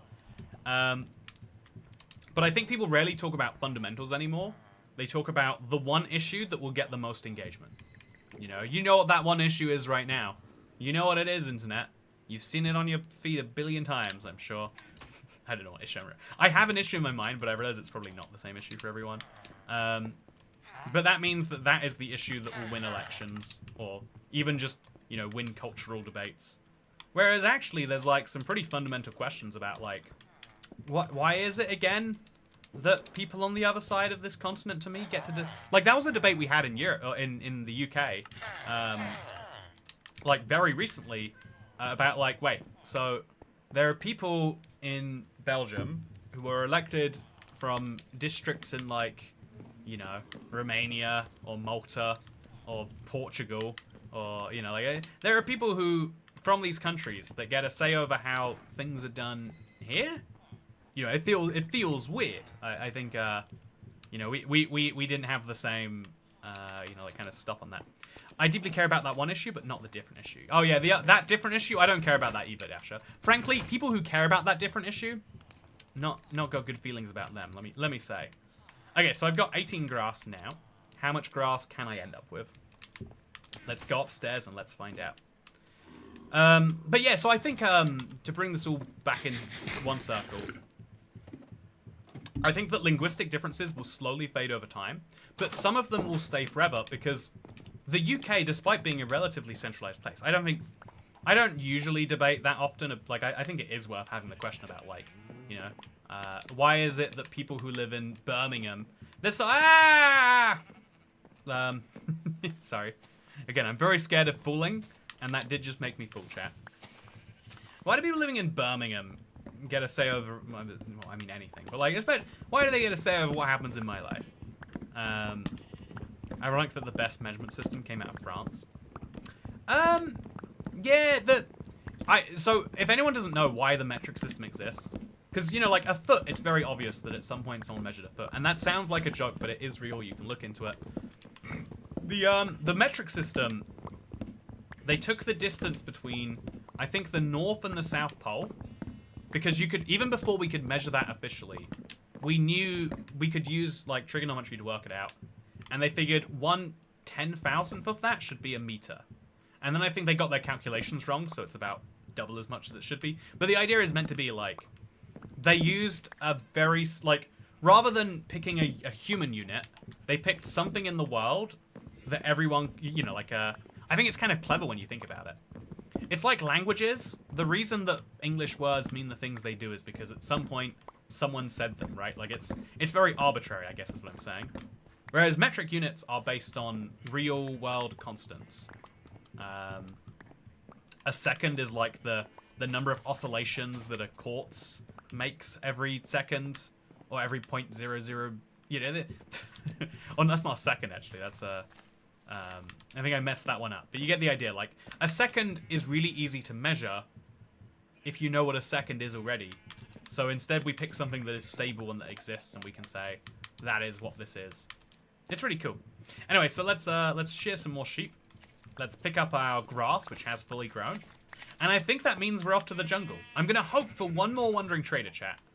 I can still have hope that another trader does spawn. So I'm going to now break the blocks from here backwards. I'll leave the grass over there, not that I need it there anymore. Now that I've got Silk Touch, honestly, a lot of my problems have gone away. I'm just going to break my way through here using this Silk Touch diamond hoe. And every one of these blocks is valuable, chat. Every one of these blocks is massively valuable. My dad didn't want to switch over, but then they remaindered all the chocolate bars. He filled a freezer full. That's so goofy. I forget, like, chat, have you ever realized how recently we switched to, like, not even just metric, but, like, decimal currency? Like, I think the US has had it since literally their founding. But, like, until, it was 1964 or 1969. It was the 60s. It was during my grandparents' lifetime when they switched from shillings, like 6 pennies makes a... Is it 12 pennies makes a shilling? 20 shillings makes a pound? Like, you know, it's crazy that, like, yeah, a pound from pre-1964 just doesn't mean the same thing as it does right now. Personally, I think the French tricked us into using the French yard and French hand decimeter. I like that they've got, like, Latin roots in their name, so it doesn't feel like they're French units. I don't think anyone could use a Pierre or a Sébastien. You know, like, I'm just picking the Frenchest things I can pick off the top of my head. Anyone been to see Coldplay recently? Says Polly E. Let me tell you, I'm seriously reconsidering the public affairs that I should have at a Coldplay concert. I have actually. So if you haven't heard about this, you have obviously. But guy got caught being with someone who wasn't his wife at a Coldplay concert because they did the kiss cam and they were kissing. But can we all agree, right? So the guy, what they did is they immediately like backed away and went, "Oh no, we weren't doing that." If they'd have just acted normal, no one would have thought about it. Maybe someone would have noticed and tried to blackmail him. But that clip, the way they reacted caused it to go viral. And that's just a useful reminder. If you're gonna do really dodgy things, you've got to own them. The moment you act dodgy about it is the moment you tell the world you're being dodgy. I guess that's actually like bad advice to give. Like if you're doing dodgy things, actually act dodgy so that I can tell you're being dodgy. So I can tell that you're not gonna repair my car, even though you're legally supposed to. I don't know if you can tell that I'm harboring some resentment about that one, chat. Okay, so I'm going to make some fences, but I don't have any space in my inventory. So we're going to make some space in my inventory, just like this. I'm going to put this spruce fence down here. It's deliberate. And then we're going to make some more fences and some more slabs, I think. I don't like that this area just kind of like cuts out. So let's make some slabs, chat. 40 is probably too many. But now these slabs can kind of like actually smoothly connect in here. Which would be good in my opinion. So we'll have a whole extra layer go around here now. So is this actually lined up with that? I don't think it is. I think that's one block higher up.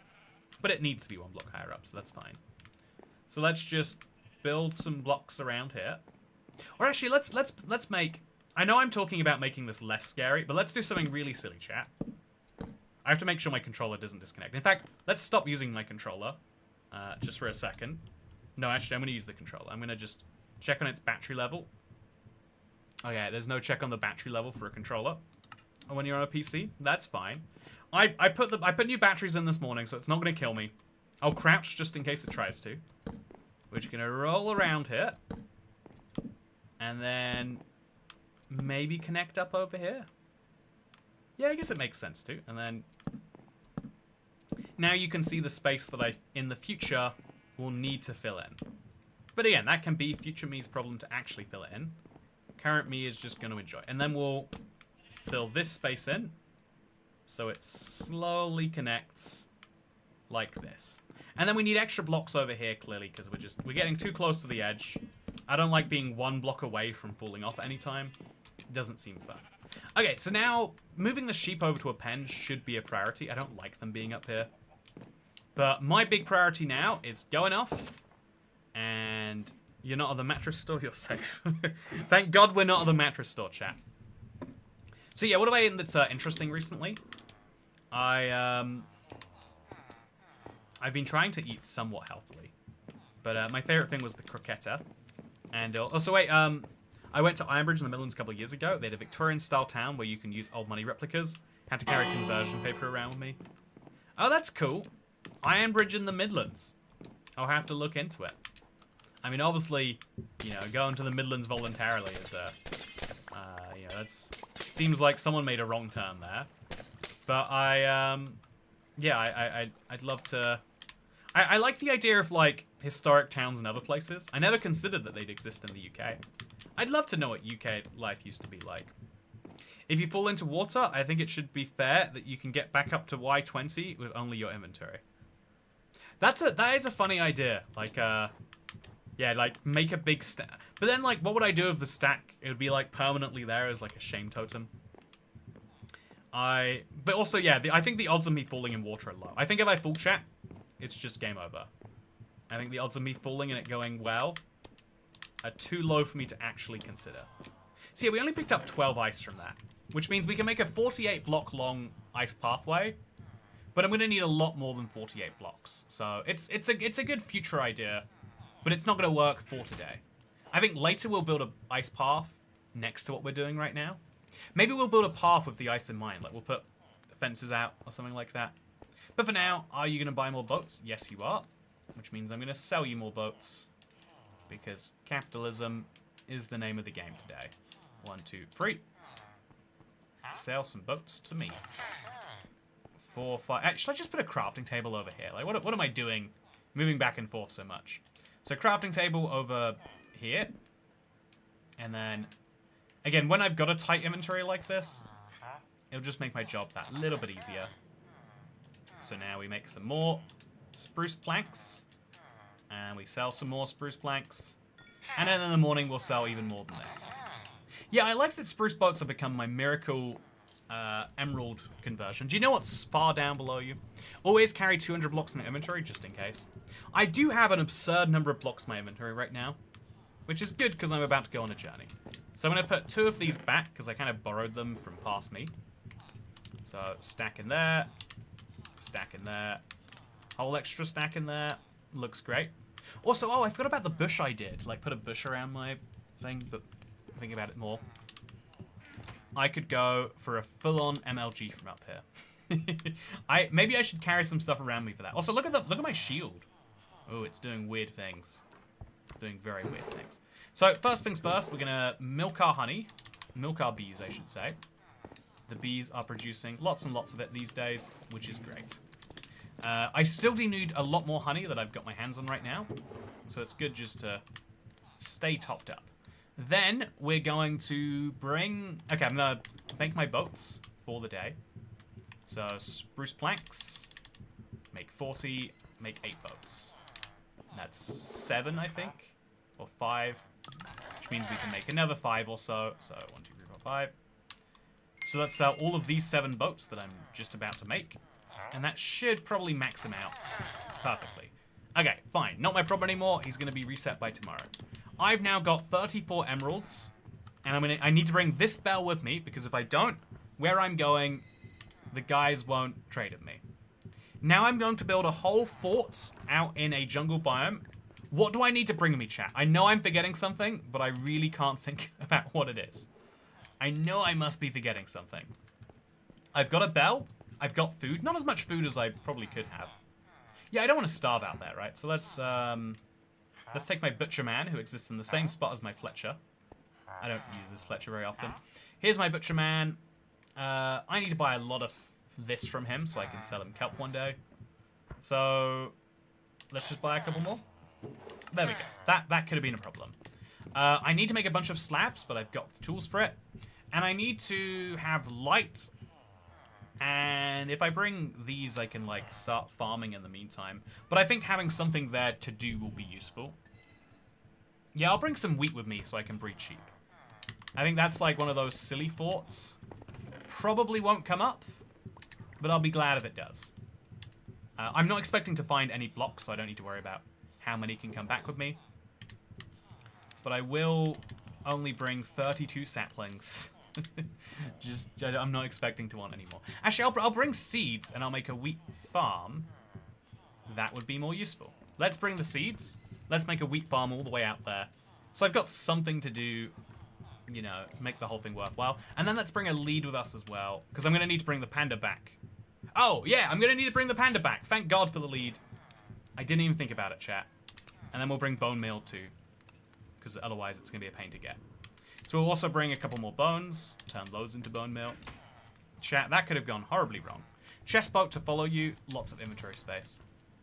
There's free leather, IBX Toycat, make a bundle. Oh yeah, I could make myself a bundle. I would value, hey! Okay, please sell me slime. Imagine if right now he did. Even though I've just gotten ready for this trip, I'd be happy, chat. Okay, pale oak logs. Pale oak saplings. We're doing pale oak saplings. Right now, right here. Green dye, we can't get any other way, so we have to buy all of that. White tulips, we have to buy at least one. So 1 white tulip. Again, chat, no one buys as much from the Wandering Trader as me. I am his best customer, and I hope he appreciates that. I'm going to plant these down somewhere. Like, I guess we just move these all into one block. So move that now. Move this. And move this. And then put this down there and here. There we go. We've got enough pale oak saplings to grow a tree. And then please don't tell me you'll kill himself already. No, no, no, no, no. Not yet, not yet, not yet. Not yet. No, no. Don't do it. Don't do it. Okay, I'm going to have to kill your llama. No, no, no. No! What didn't I buy from him in time, chat? I didn't buy the cactus greens. Why? What is it with him in this place? He does not like it. I think they must have something like they don't like going... Oh, God. Chat. Why? Why? Why do I have such a problem with Wandering Trader suicide? Is my home that bad? Do they really dislike it? I have to Wandering Trader proof my home. The Child Protective Services aren't gonna come around to look at what I've done here. But still, I will make it nice for them anyway. So I'm going to put away some items that we've just picked up, kind of needlessly. And indeed, we got a white flower. It's nice that we got a white tulip. That's a cool one in my opinion. But yeah, we're going to have to just... I think we're just going to place some of the snow. Because if I don't do it, chat, then apparently I'll keep having suicide attempts. Which just doesn't sound good to me.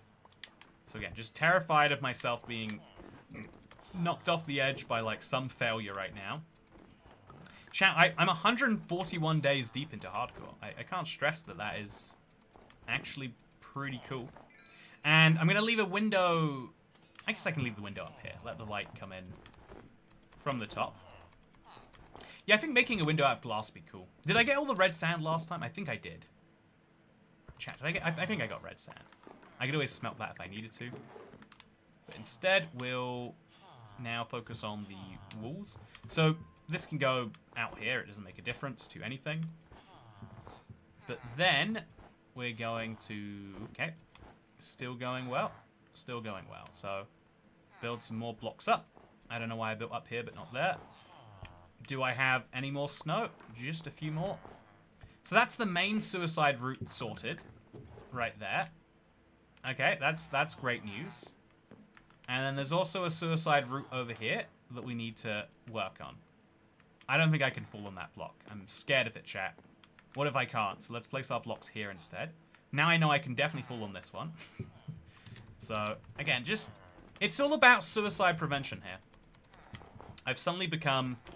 as someone who dies a lot to their own hand, I've suddenly become very aware of the damaging effects that it has on those who you leave behind, chat. And I think that I need to make sure that I prevent something like that from happening again. I think that that would be good. And so let's go and do that now. So this is the other way that he could probably get out. Let's make sure that he does not. And that should be that problem removed. By the way, the honey really is just like getting itself all the time.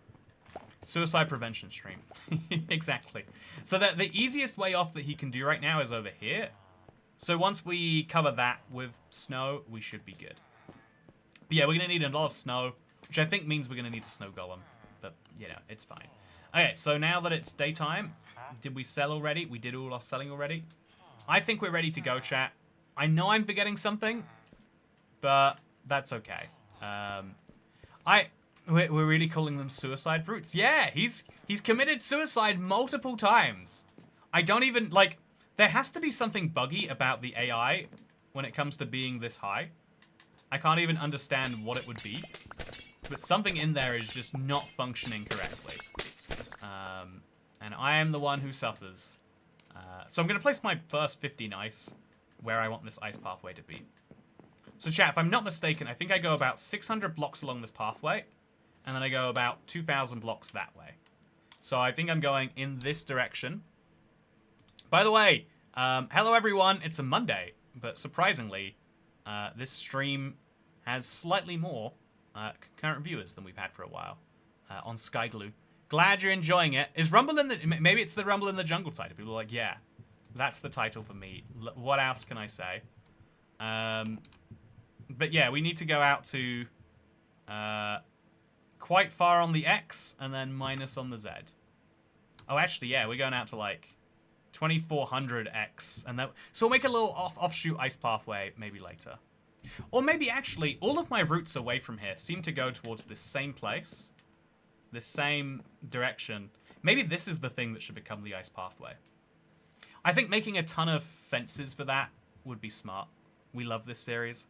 Thank you for saying you love it. Your love is appreciated. Okay, I'm gonna pause Minecraft, move it over here. Make sure that I can see chat correctly. We're going on a long trip. You keep getting Java traders who realize they spawn on Bedrock. Okay, I'm gonna make sure I can see my stream correctly. Hello, everyone. It's me. Maybe it's the thumbnail. Oh, chat, do you like my thumbnail on this stream? I think I have done a very good job. You're right, it probably is the thumbnail. I think this is one of the highest quality thumbnails I have come up with. So I need to bring a bed with me. It's something I forgot about. Did it take me a whole day just to get ready for this trip? I really am stalling borderline, right? So, have you got new boats to sell yet? Yes, you do. I'll sell some tonight. And then I'll sell some more in the morning.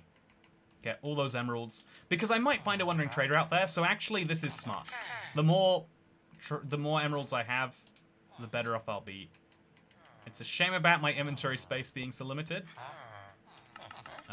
But I can do it. So, 1, 2, 3, 4. I think I only want to sell them 3 this time. And then we go straight to sleep, and we sell them some more in the morning too. Okay, chat. Yeah, I'm ready. Ready as a teddy. True, all the kids are free too.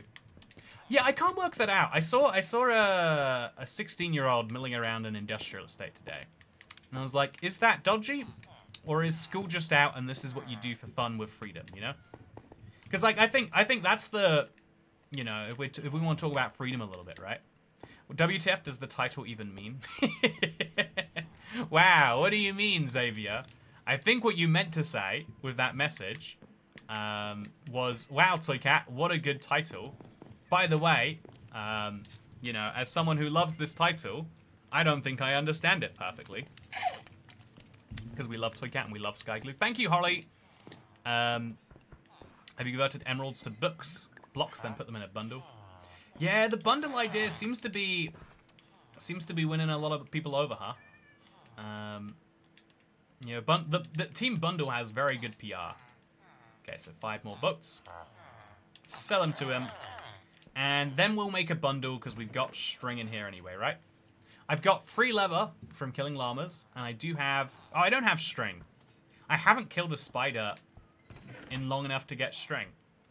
By the way, if I do need to combine my axes, soon should be the time. In fact, let's do it before we go. I don't want to go with a wonky axe.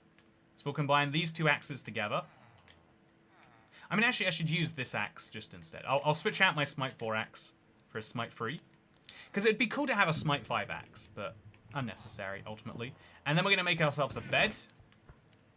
Before we go, one last thing. Let's make that bed, because I'm going to need it. Again, sleeping is one of my biggest, like, hardcore pro tips. We get to inflate our day count, because, you know, it's fewer days spent alive, arguably. More importantly than that, we also get to avoid all the hostile threats. It's a big win. Okay, let's go. Wow, Toycat, what a good title. As someone who likes the title, I don't think I understand it perfectly. Oh, Dasher, why didn't you say? Okay, well, let me explain the title. I think Rumble in the Jungle, I learned about this because I saw a recreation of it recently. But Rumble in the Jungle is a famous, I want to say George Foreman, maybe Mike Tyson match. Maybe it was George Foreman versus Mike Tyson. I don't know boxing well enough to tell you, honestly. But what I do know is it's a very famous boxing match that happened not in the jungle. I don't know why it's called Rumble in the Jungle. But it's a famous... You know, there are some phrases that are just culturally popular. That's why t-shirts exist that will say things like, you know, I am the Sploogle Boogle, And it's like, that doesn't make any sense when you say Sploogle. But if you say Brooklyn Bridge, it's like, oh, I love that bridge. Like, no, you don't even know what Brooklyn Bridge is. But, you know it enough to know that it should be on a t-shirt, unlike Sploogle.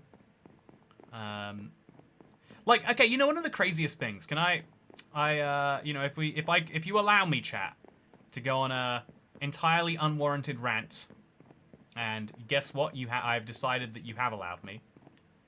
If I may go on an unwarranted rant, how to get Toycat to give you an answer? Repeat his words verbatim. I think one of the craziest things is how much people attach themselves to like random brands. Because I think what it is you're in the store and you're looking at it. Again, this is the problem. I think the store environment is basically designed to trick you. If we're being honest, right? You want to go into the store spending the least on the best clothing possible. And the best clothing possible costs the store more money to make. So how do they solve that problem in a way that is profitable for them and good for you? Like social brands.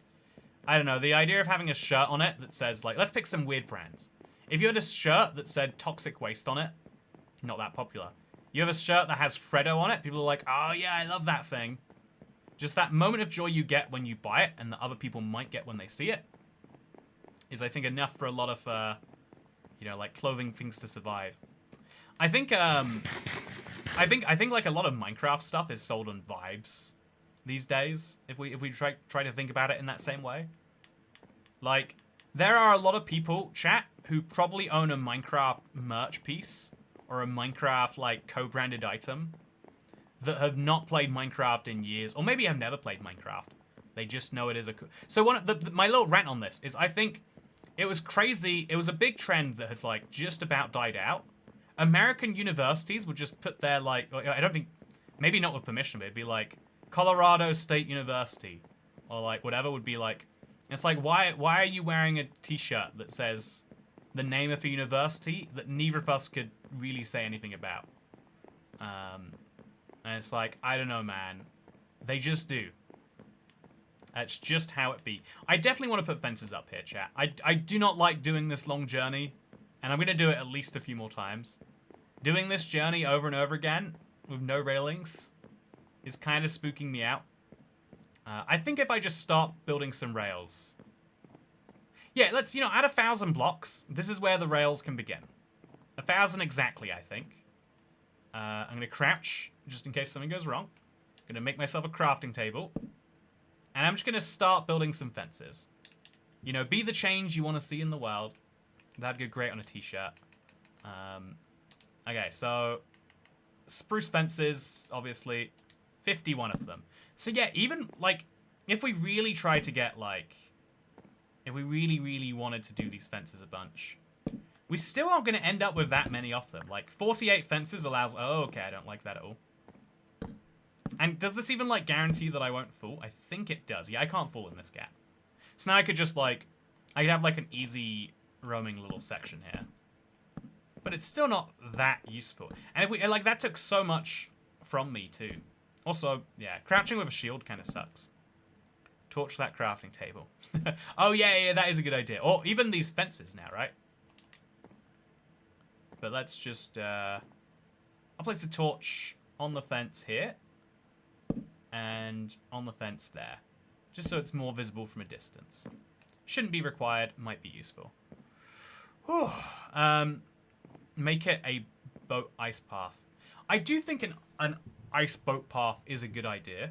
I do really think it's a good idea. I think I might build it above or below this. I guess I could build it like directly above later. And then the ice would still be valid, right? Because this is a bottom slab. No, I think if I build it above, the fences are like 1 block higher, so it will still be kept in. Like, here's an unintuitive fact, right? If I'm riding a boat between fences, let's not think about it. Let's keep working on going forwards. I've got a long way to get to this jungle, chat. But get to the jungle, I must do. Ooh, because there's rumbling to be done there, chat. There's rumbling in that jungle. And only I can put it out. 142 days in. Didn't notice that up in the corner until now in. Oh, yeah, yeah, there is a... Bedrock is really good for that. I'm guessing that means you're a Java player, or you don't keep up to date with your Bedrock. But yeah, the Bedrock day counter is, like, one of the best features they've added. We've got one extra fence, so I guess it goes there. So chat, this is a nice little fenced off section to remind me what life could be like if I invested in myself. But I'm not investing in myself. Oh, look at that. The shadows are doing the thing. Let's now make a whole bunch of slabs. I think 2 stacks is probably as far as we can go. Spruce slab, spruce slab, spruce slab, spruce slab. I should name...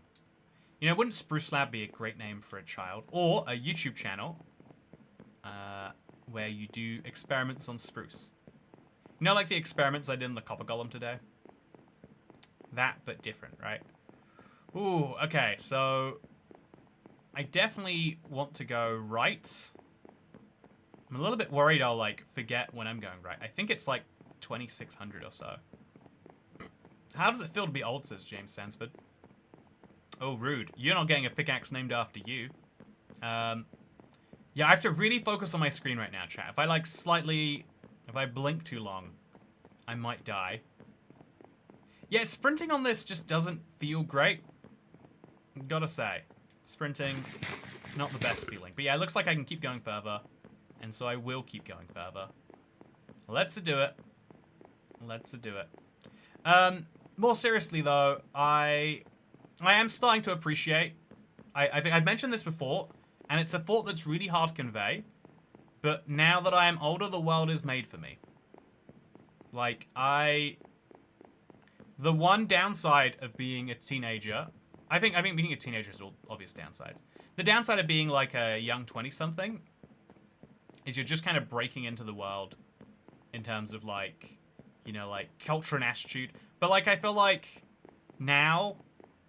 Like, as an example, right? The biggest one is phone calls. The idea that you should have to phone up a company to do something is now only reserved for things they actively don't want you to do. That is to say, if a company wants you to do something, they'll make it a WhatsApp or an email or a website or whatever else, right? And they know that having to call someone is like a disaster for you and them. They have to hire a call center agent. You have to go through a phone call.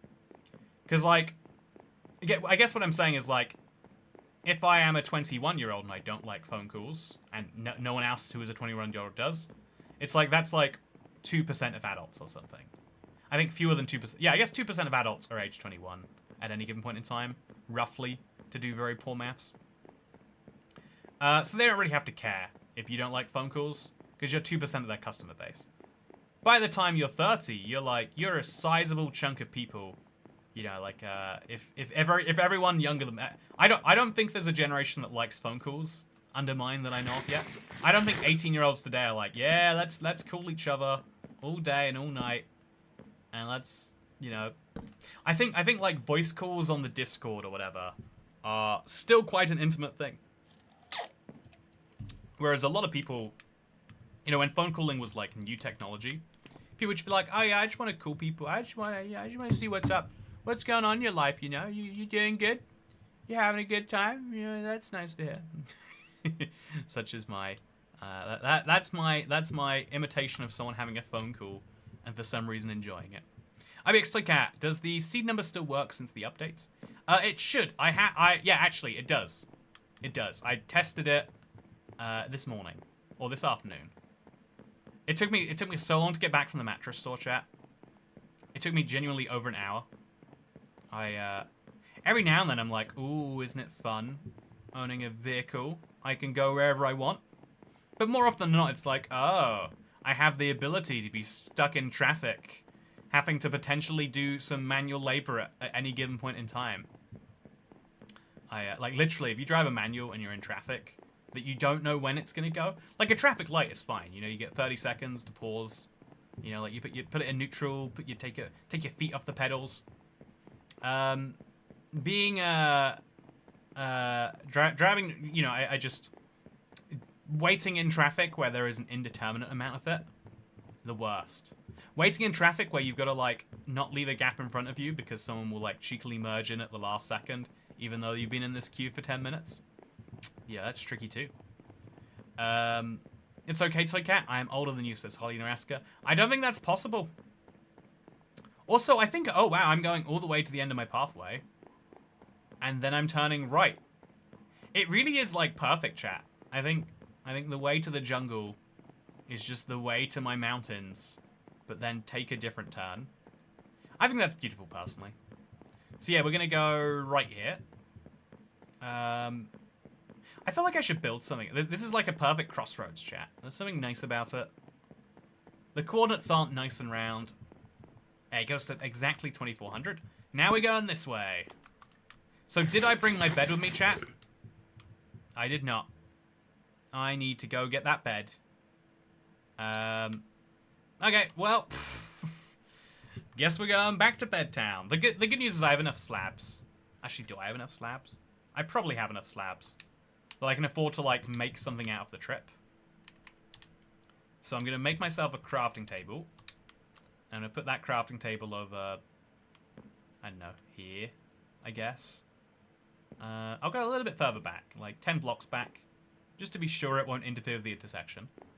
And then we'll now make a stack. And then I'll make some sticks. And then I'll make a bunch of fences. Hopefully they don't go on the ground. Okay, 60 fences. And now we can... Man, 60 fences is just so few in comparison to how long this is. But now I can get away with, like, doing something. Keeping myself busy. If that's all it is. But, you know, it's still doing something.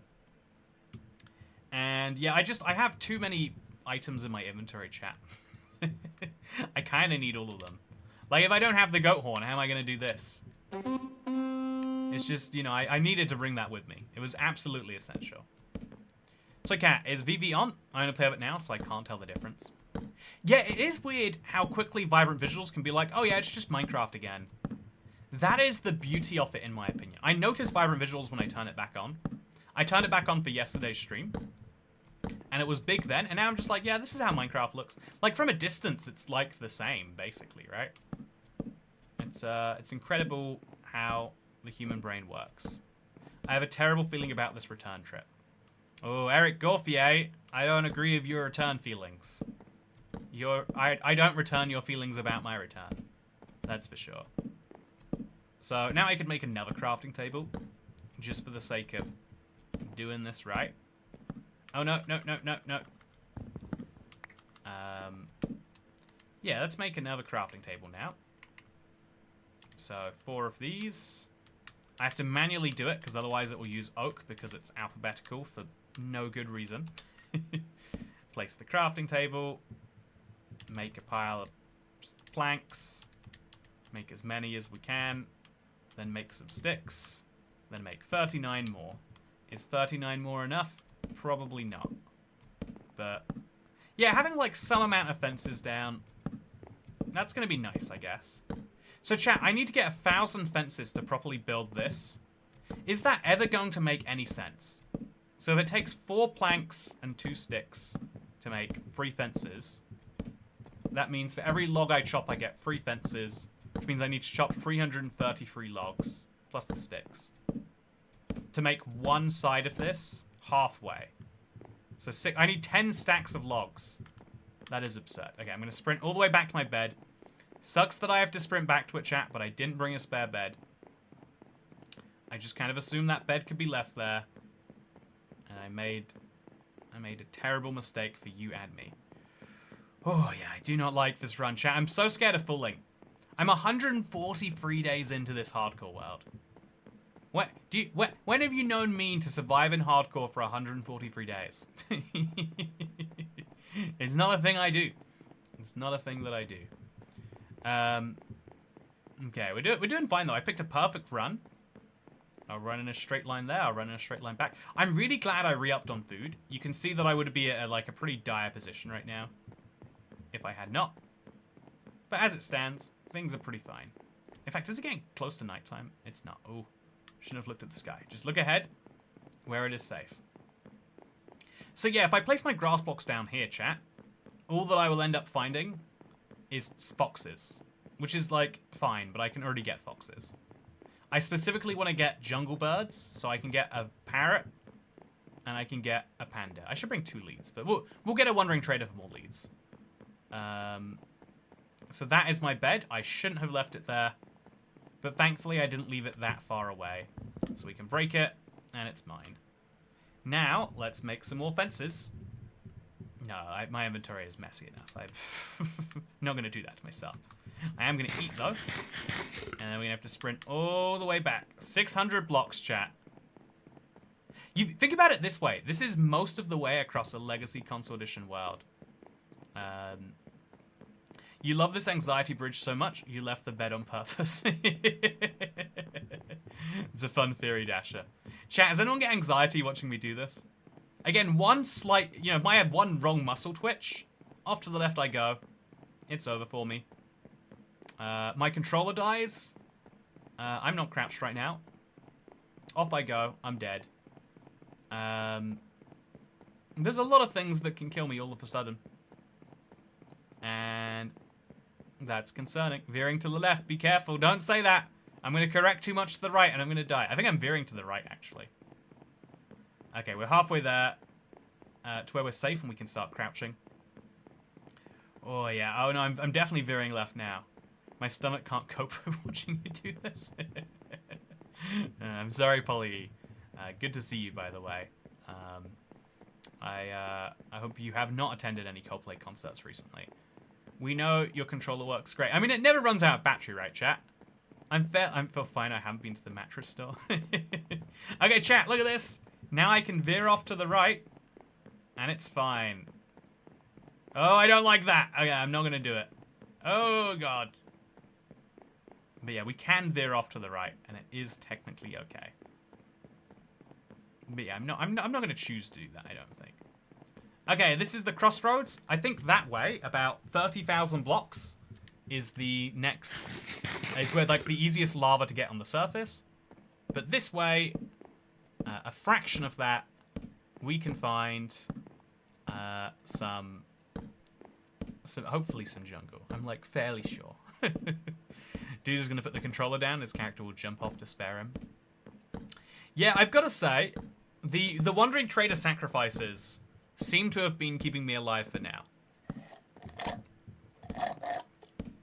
I can't believe some people make their forever world in hardcore. I do respect people who do it. It's just so terrifying. I think if you make it in hardcore, you're not actually committing to it being a forever world. That's my bold take. You're making a long-term world, sure, but not a forever world. You're making a world that will always have some deep anxiety built in. You know, I guess you could argue about what forever world means. But you fundamentally cannot keep a hardcore world forever. You know, like there is it's always going to break. What's the furthest you've gone in hardcore, fellow chatters? Mine is 168, died to a trial chambers. Thankfully, there are no trial chambers this high up. I think I'm fairly safe from that one. I'm too old, don't GAF about playing in hardcore, or not having keep inventory on. I mean, I guess if you play hardcore, you can't have keep inventory, right? Yeah, I think that you can have a long-term world for hardcore. I think you can choose to... You know, it's like how you can have a long-term relationship, even though you know that one of you is going to die first. You know? I mean, unless you die in a terrible car crash that one of you causes. I mean, I guess really that's the most romantic thing you can do is marry a bad driver. You know, marry someone who's been in a few car crashes already, and you know you'll die at the same time. That's my life advice, chat.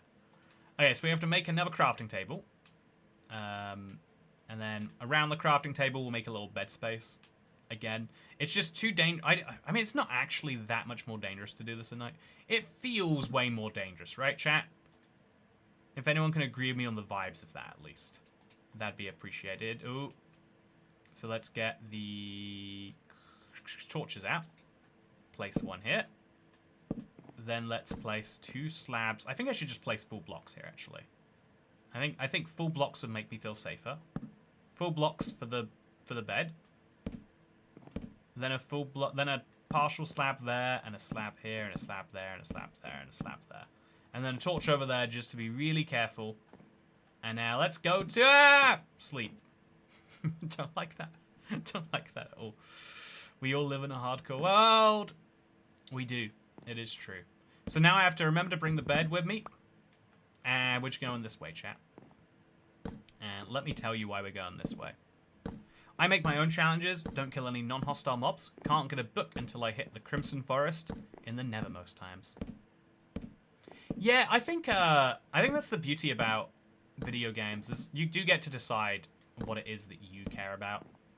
I'm going to go back to my crafting table just to go and make something real quick. Okay, so I'll make another 64 slabs. No, wait, it has to be a multiple of 3. So that'll allow me to make another 72. I'm going a lot further than 72, though, so make a stack. That's 68.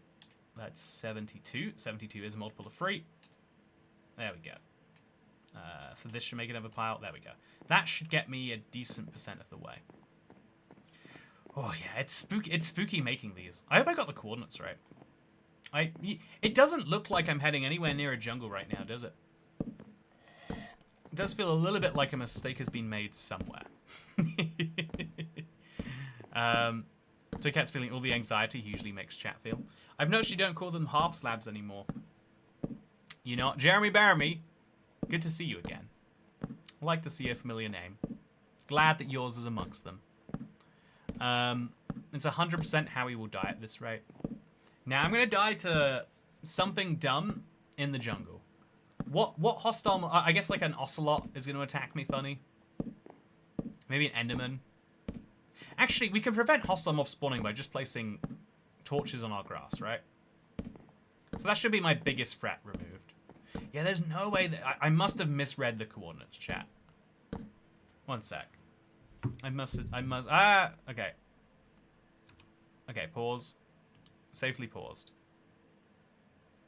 Yeah, X 2400. Oh, yeah, I've misread this entirely. It's X positive 2400, Z negative 600. So I've gone to the right coordinates, but mixed. Chat, you know I've done this many times before. You know what's crazy? I have done this many times before. It might seem unbelievable.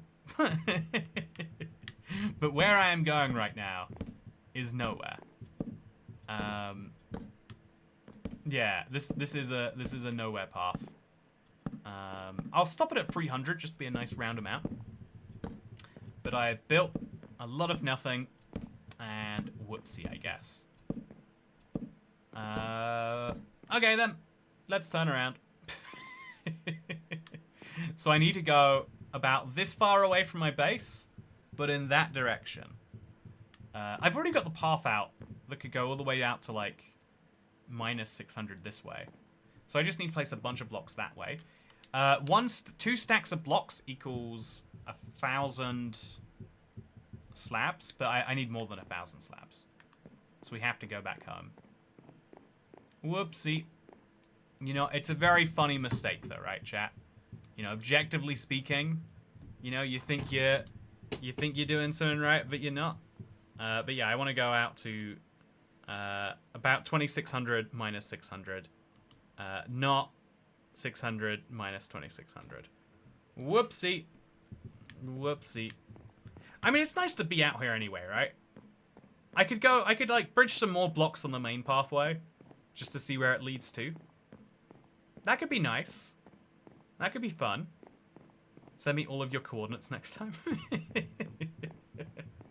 It's an easy mistake to make. Very easy mistake to make, chat. Take this from the guy who spent an hour getting home for a 20-minute journey from the mattress store. Whew. Okay, so I'm gonna go right here, and then we're gonna place a few blocks that way, just because I'm kind of curious, you know. Cope. Just noticed Toycat's shirt is somewhat translucent. Oh, whoa, look! That's a sign I'm gonna die, chat. My shirt has gone translucent. So yeah, chat, I got most of the way to a jungle, but sadly there was no jungle there. If I wasn't playing Vibrant Visuals, I'd have noticed this. You can see 1,000 blocks away. I'd have looked here and been like, oh, that's obviously not correct. But I didn't have that moment. So this is a village, which I could later, like, steal someone from. I'm just going to place, like, some extra blocks here. Just so the crossroads is more obvious.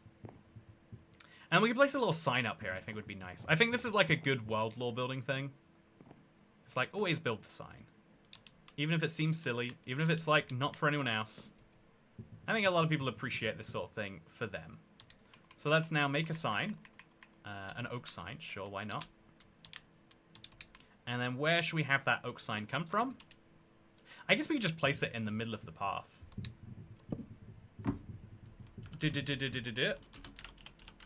Mountains. Nothing, lol. And then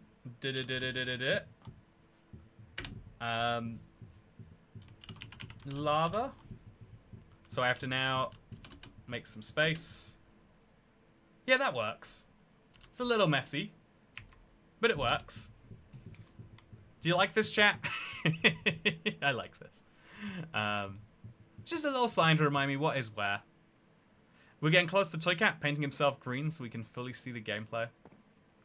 You know, 1,000 likes and I will do it, chat. Okay, so I've got a long journey to make back home. And then I'm going to head out the entire other direction. And then I can find the jungle, which will contain the panda.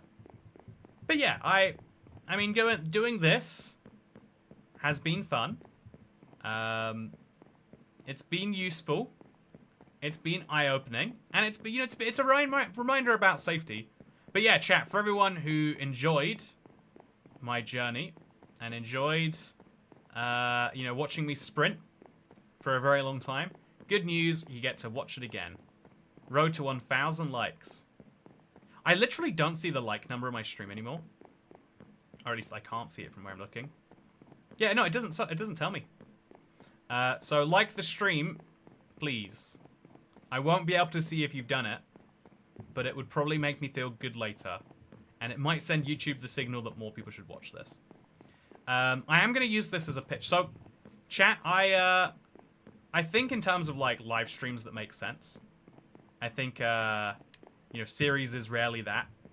But I like doing these series, and so the way that I justify it is by being like, well, surely enough people who watch this series are going to be like, oh, I should go watch that. So if you've made it this far, and you would like to learn about this world some more, we did a half-an-hour condensed video of the first 100 days, and you can learn about everything that happened there, and it's linked down below, or you can check out the rest of the playlist. I have done a few silly things in this world. This might be the silliest. Chat, how did I make this mistake? I really want to know. Yeah, it's a shame. I could drop TNT on the pillager outpost there, and if it was pre Tricky Trials, I would have got the bad omen effect, and I could have done cool things with that. Fought a raid, but as it stands, it's actually a real pain for me to get a raid omen.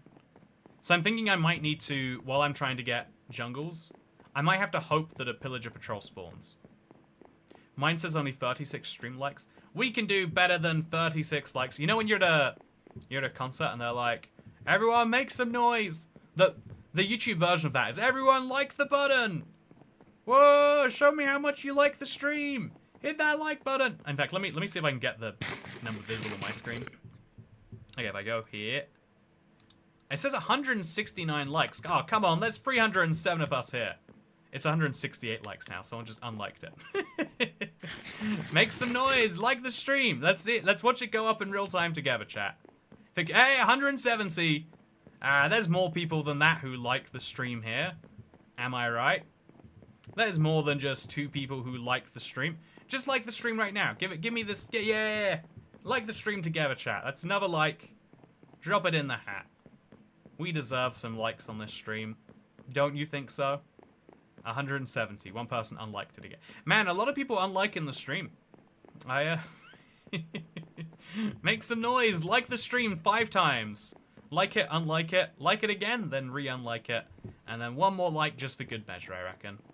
Yeah, 178. That's what I'm talking about. It's coming up now. 8 people just liked it. Don't you want to join those people? Those people are having fun. They're showing that they appreciate something. And I think, honestly, you appreciate life more when you show... Like, liking things is much cooler than not liking things. Not liking things? 183. 5 more people just liked it. Hey, thank you to those 5. Much appreciation. Liked it twice, once on my TV and once on my phone. Do you have different accounts, Polly? If not, they probably don't count that way, but I'm gonna believe it anyway. Hey, 185! Can we get to 200 before the stream ends? Can a man get 200 likes for going on a big anxiety run in his longest surviving hardcore world? You know, 144 days in at this point. Need I remind you? Oh, this is nice. This is quality chat. This is real good. Glad I built this. A man can get 188 likes. But can he get those last 12? Thank you, Fox King, by the way, for the party emoji. Oh, yeah, this is spooky. But yeah, Cat Beanie, the same seed does work today. I think if I had to make a bold bet, I bet Minecraft seeds will work the way they work now for a very long time to come. 192 likes. 8 to go. I'm unlike it on 199. That means we need 201 likes, chat. Otherwise, Xavier's going to be able to undo it all. 194. Who do you want to win? Your boy who's running so far? Or Xavier? You know? I guess we'll find out. When you make a career out of trolling your viewers, and then you're surprised when they troll you back. Did I make a career out of trolling my viewers? Wish I made a career out of trolling my viewers. 195 likes. We're so close. Okay, let's go to bed. Don't want to be in a snowstorm. 196. Okay. We're almost there. Oh, we're almost home too. We're on the home stretch. 193. It's so funny. Yeah, my Team Toy Cat. Thank you, Book Dragon. I like that people like me. I think I can't be the only teenager who felt like there was absolutely zero redeeming features about myself. Having people on the internet be like, yeah, I wanna see what this guy's up to. Having some number of those people also be like, yeah, I like your goofy challenges. I'll watch it, Toy Cat. I like what you're up to. I want to see where this goes. Feels fun.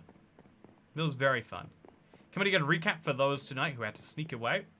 So, Larry Nannery, I've gotten myself a stack and a half of grass, which I'm going to use to get myself pandas inside of a jungle biome. I also got my hands on some ice to build the early remnants of an iceboat pathway. And as well as that, I got my hands on a bell and all the other things that I'm going to need to actually be there. However, the mistake that I made is I accidentally got the coordinates mixed up, and so I went a very, very long way in the wrong direction. Which means that once I am home, I must walk very far in the other direction. How is that going to go? That's a great question. Have you seen the creeper cloud yet? I still haven't seen the creeper cloud. If you'll believe it, the creeper cloud is yet to be seen. Anyway, we have hit 199 likes. Looks like Xavier nailed it. Hey, 200 likes. We're back, everyone. Just as we landed back at our base, we got 200 likes on the stream. Isn't that nice? Isn't that delightful? But yeah, more seriously, I hope you'll enjoy this stream. Series are something that I have some fun doing. But just so you know why we do the other streams, I feel like it's hard to get into SKYGLOO Part 13 if you haven't watched the previous 12 parts, which makes it tricky for new viewers to get into. Which is why it's important to do things like that disc challenge, a lot of people liked, and indeed like the fun add-on stuff, like I'll do tomorrow. But I've got a new Wandering Trader. What if he just gives me slime blocks? The journey could have been for him. He's not going to. But since I do want some things, I want pale moss. I'll buy some now. I want a cactus so I can grow my own green. I don't need cactus green anymore. And I'll buy some cherry logs, because who doesn't believe in cherry logs? No, don't jump off. Okay, I've de-suicided this place. Oh, why are you drinking that to get away from me? I'm going to buy those cherry logs right now. As many as he will sell me. I'm going to put them over here at the bottom alongside my other funky logs. And I'm going to see what else it is that I can buy. He's trying so bad to kill himself, chat. I don't know what I did to upset him. Pink dye seems valuable, but I won't go for it. I'll instead get a brain coral block. I assume I have some others. Yeah, I don't have brain yet, so I'll put this inside there. I'll put that inside there. Wait, yes I will. Just like this. I've now got multiple coral blocks, isn't that fun? And then I'm going to start growing my cactus, I think. I think that is a thing that makes sense to do. So put this away. Get this one block out. Get a red sand to go with it. And chat, would you believe it? For the first time in this world's history, we're going to be able to grow... Oh, actually, we can't put it too near the bees. The bees will kill themselves. A lot of things around here like to kill themselves, huh? So we're going to put the red sand there. The cactus here. And now, tomorrow, or the next stream, SKYGLOO Part 14, we're going to make ourselves an ice pathway. I think that's what we're going to do. Out to the jungle where I can actually get slime blocks.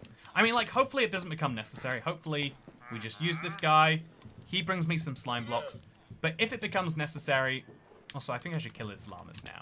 I think the lever is useful, so I'm just going to go get it. It's my only easy source of lever, guys. Okay, there's no lever there. I did that for nothing. But you know what I didn't do for nothing? If I was you, I would say, watch this live stream. I hope that you did all enjoy it. If you did, consider hitting the bell. Thank you to everyone who watched and to those who liked, and even those who tipped. And HackerOneMC will have to talk about the tipping scoreboard thing on a future stream. I like talking about the business stuff. I'm sure you like to hear it. So thank you very much for watching. I hope you all enjoyed, and I'll see you in the next one. Why do I have no chest plate? That seems like something I should fix, huh? He's not even going to sell me a chest plate? Yeah, I'll get myself another armor villager next time as well. Got a nice list of things to do. But for now, I hope you've all enjoyed watching SKYGLOO Part 13. I'll see you for Part 14.